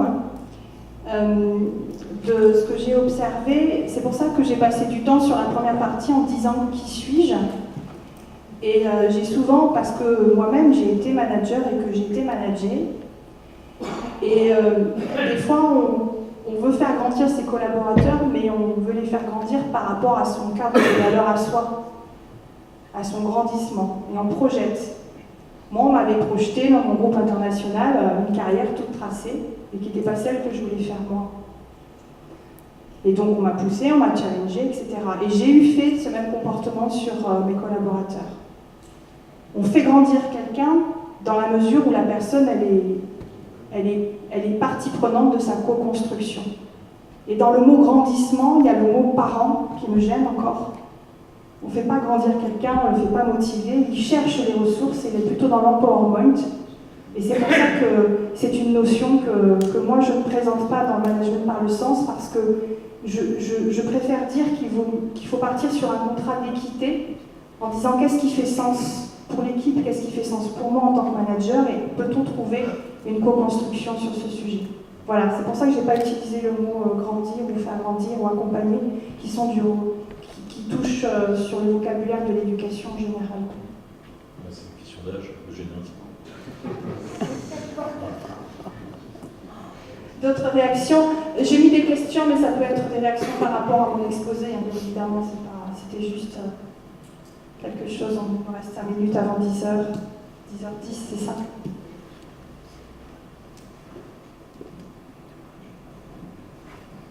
Oui, je ne comprends pas pourquoi vous opposez coopération et compétition. Alors je ne les oppose pas, je dis que ce sont deux modèles en fait. Moi je ne me sens pas à l'aise dans la compétition, mais c'est mon retour d'expérience. Et j'ai eu besoin de découvrir le monde de la coopération. Mais le monde de la compétition, sur des marchés qui sont ultra concurrentiels, avec de la compétition qui est forte et féroce, se traduit de ce que j'ai observé. Et c'est que mon retour, hein, je ne suis pas philosophe, je ne suis pas chercheur, je ne suis pas les autres intervenants que vous avez eu précédemment, je n'ai pas écrit de bouquin, je fais juste partager ma pratique. Moi, j'ai senti que quand on est dans un monde extrêmement compétitif, ça se traduit par de ce que j'ai observé, par des orientations de recherche de performance qui sont voables, hein, qui permettent de l'émulation pour aller chercher les meilleures pratiques, mais qui se traduisent par des postures dans les équipes de forte pression et de fort stress. Oui, ça se manage, ça se modère aussi, parce que la compétition, on ne peut pas en faire abstraction. On va réduire la compétition à de l'ultra-compétition, mais la compétition, elle est présente tous les jours. Quoi. Donc, on ne peut pas en faire abstraction. Alors après, c'est pour ça que c'est intéressant de partager une vision. Hein, moi, j'ai un regard critique sur la compétition parce que j'ai subi des modèles d'ultra-compétition. Après, je vous expliquerai mon parcours. Je suis scientifique de formation et je sais que l'évolution de notre espèce s'est fait que sur des modèles de coopération. Et que les compétitions ont amené à des extinctions entières de pans d'espèces, en fait. Et qu'à l'heure actuelle... La compétition aide aussi à progresser. Oui, c'est des points de vue. C'est pour ça que le point de vue, il se partage. Hein. Ce qui est intéressant dans l'échange, c'est d'entendre le point de vue de chacun. Voilà. Je ne m'oppose pas, mais je ne suis pas fan de ce modèle. Voilà. C'est comme ça que je l'avais compris. Voilà.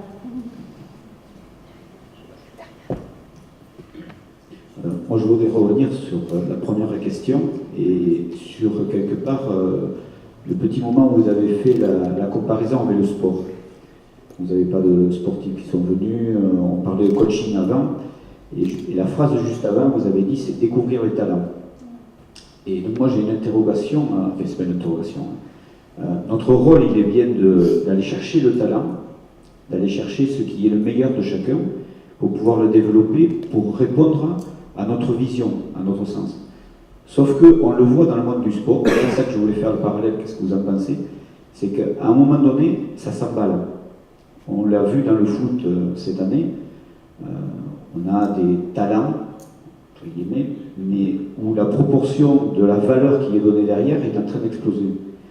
Et dans nos métiers, si on a la bonne vision, si on a si on se projette, et si on détecte le talent pour faire cette vision, j'ai l'impression que dans notre monde, ça va s'accélérer aussi. C'est-à-dire que le talent, on va l'avoir découvert, mais on n'aura plus les moyens de le garder, et ça finit par ce que vous avez dit tout à l'heure, la frustration. Et ça, pour un manager, ça devient compliqué à gérer. C'est-à-dire cet emballement de la compétition qui se met en place. Oui, du coup, on rebondit aussi sur les deux paramètres en fait. La course au talent, c'est la course au marché des talents, et donc un domaine de compétition qui s'emballe aussi. La meilleure des clés pour conserver les talents, c'est le sens et la place qu'on donne aux talents. On a la chance de justement pas être l'équipe de foot du Paris Saint-Germain, mais plutôt dans les entreprises d'être l'équipe de foot féminine. Voilà. C'est-à-dire que les talents que vous avez, ils viennent chercher quelque chose. On ne travaille pas dans des systèmes de coopératifs par hasard. Il y a quelque chose derrière. Et c'est ce quelque chose-là qu'il faut enrichir, entretenir et faire grandir en fait. Et toujours en mettre en perspective, le talent s'exprimera s'il connaît le sens. En tout cas, c'est ce que j'observe. Et mon point de vue, qui n'est que le mien. Voilà. D'autres questions ?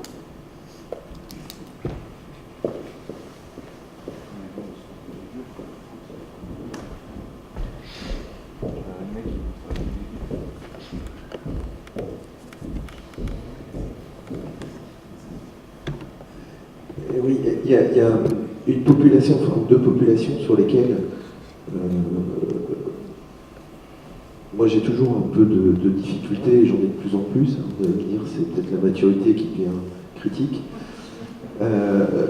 Et moi ça me va bien le donner du sens, moi qui suis un fan de Saint-Exupéry. Mais avec la génération Y et la génération Z,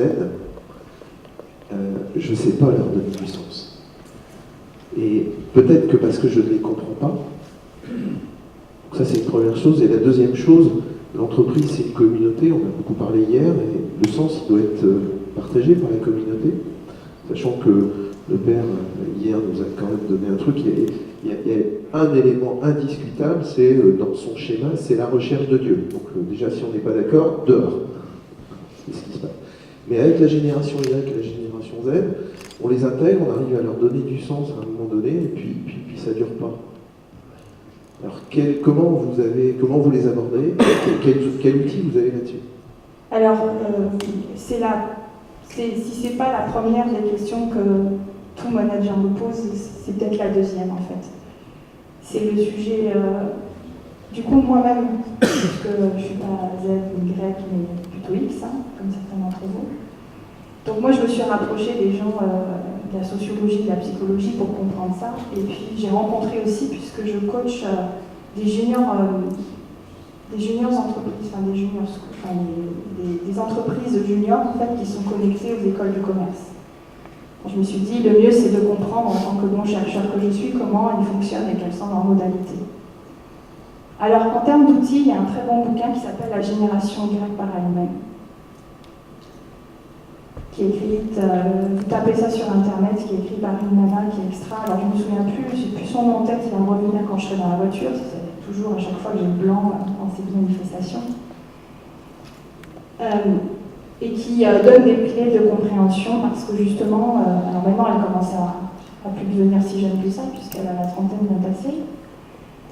Et moi, les échanges que j'ai eus avec les chercheurs à Toulouse, parce qu'ils ont vraiment beaucoup étudié cette génération-là. Alors cette génération Y, c'est la génération de quoi? C'est la génération du chômage, c'est la génération qui a vu ses parents complètement souffrir au travail. C'est la génération qui ne croit pas au modèle sociétal qu'on lui propose. Et c'est la génération qui, quand elle a fini ses études, pour obtenir son premier CDD, doit faire des milliards de stages. C'est une génération de précarité. Quelle est la sphère qui a été le plus travaillée par nous tous? Moi, la première, tout l'amour que je mets autour de mes enfants, tout ce que je leur apporte, c'est de nous occuper de nos familles. Et nos enfants, on les élève, on leur donne de l'amour, on fait du dialogue, et on a entamé cette génération, et nous avons produit cette génération, par le dialogue, la confiance et la co-construction. La génération Y, elle attend le même respect en entreprise. Elle attend le respect d'être elle-même. Mais elle n'a tellement pas confiance sur le monde qui change en permanence qu'elle a décidé de faire pour elle. Donc si elle y a du plaisir, si c'est en phase avec ses valeurs, elle reste. Si à un moment donné elle ne trouve plus de plaisir, ou si elle trouve qu'il y a un danger ou une instabilité qui lui fait perdre confiance, elle part. La génération Y ne reconnaît pas la compétence par le titre du manager. La génération Y reconnaît les compétences par le leader, par l'expression. Donc c'est tous ces paramètres-là, plus des paramètres socio-économiques, plus des paramètres territoriaux. J'ai vécu une dizaine d'années dans les Landes, je pouvais avoir une génération Y dans mon équipe, il serait jamais parti des Landes, puisqu'il est ancré dans les Landes et que c'est son territoire. Et on revient sur quelqu'un qui parlait tout à l'heure du rural et de l'urbain aussi. Les générations Y ne sont pas les mêmes dans les villes, dans les campagnes, au niveau du contexte international. Donc il n'y a pas une solution à la problématique. Voilà. C'est un rapport qui doit être de la co-construction et qui se veut plutôt d'adulte à adulte. Et puis, sachant que, effectivement, ils le disent eux-mêmes, qu'ils ont été chouchoutés par leurs parents et encore aujourd'hui, et qu'en fait, ils ont l'impression que l'avenir n'est pas rose devant eux, et que s'ils veulent qu'il soit rose, il n'y a que eux qui peuvent l'influencer. Voilà le mode de fonctionnement qu'on m'a expliqué. Alors, je ne partage pas complètement votre analyse là-dessus, parce qu'à la base, ce que je sens sur cette génération, c'est qu'elle ne s'engage pas, et que la difficulté à la faire s'engager, des générations qui en ont bavé dans le boulot, qui ne trouvaient pas de boulot, etc., on peut en parler longtemps. Il y a eu quelques années où je fais partie de ces générations qui se le sont pris en pleine figure. Donc on peut en parler longtemps. Mais par rapport à ça, et la différence que je sens entre les deux, c'est qu'il n'y a pas d'engagement. Ils ne s'engagent pas, ou on n'arrive pas à les faire s'engager. Donc ça, c'est une première chose. Et puis la deuxième question, c'est la génération Z qui est très différente et qui arrive, et qui a peut-être vécu des choses semblantes avec la génération Y, mais qui a un comportement totalement différent. Et le choc entre la Z et la Y dans les entreprises, il va être catastrophique. Oui, alors, on dit la même chose quand je dis que la génération Y a besoin d'avoir du sens et d'être rassurée. Et surtout, elle est très intérieure, c'est-à-dire qu'elle se donne son projet pour elle-même. Ça se traduit par le fait qu'elle ne s'engage pas dans la structure dans laquelle elle est. C'est naturel, elle va y mettre l'engagement en fonction de ce qu'il y aura. Je ne vais pas m'avancer sur la génération Z parce qu'il y a beaucoup de chercheurs qui disent qu'on est encore en train de segmenter une génération par rapport à l'autre et je n'ai pas suffisamment d'éléments d'analyse pour y répondre, alors que les Grecs, j'ai beaucoup travaillé sur ce sujet. Donc la Z, je ne peux pas vous répondre sur cet aspect-là et son hyper-connectivité par exemple. Mais je sais juste que ce sont deux générations qui, de toute façon, dans les modèles de projection, sont les dirigeants et les managers de demain et qui sont en train de radicalement changer par des systèmes de start-up, d'ubérisation, de travail à distance, d'autres types de collaboration, les entreprises d'aujourd'hui. Voilà, donc je ne m'avance pas sur celles que je connais moi.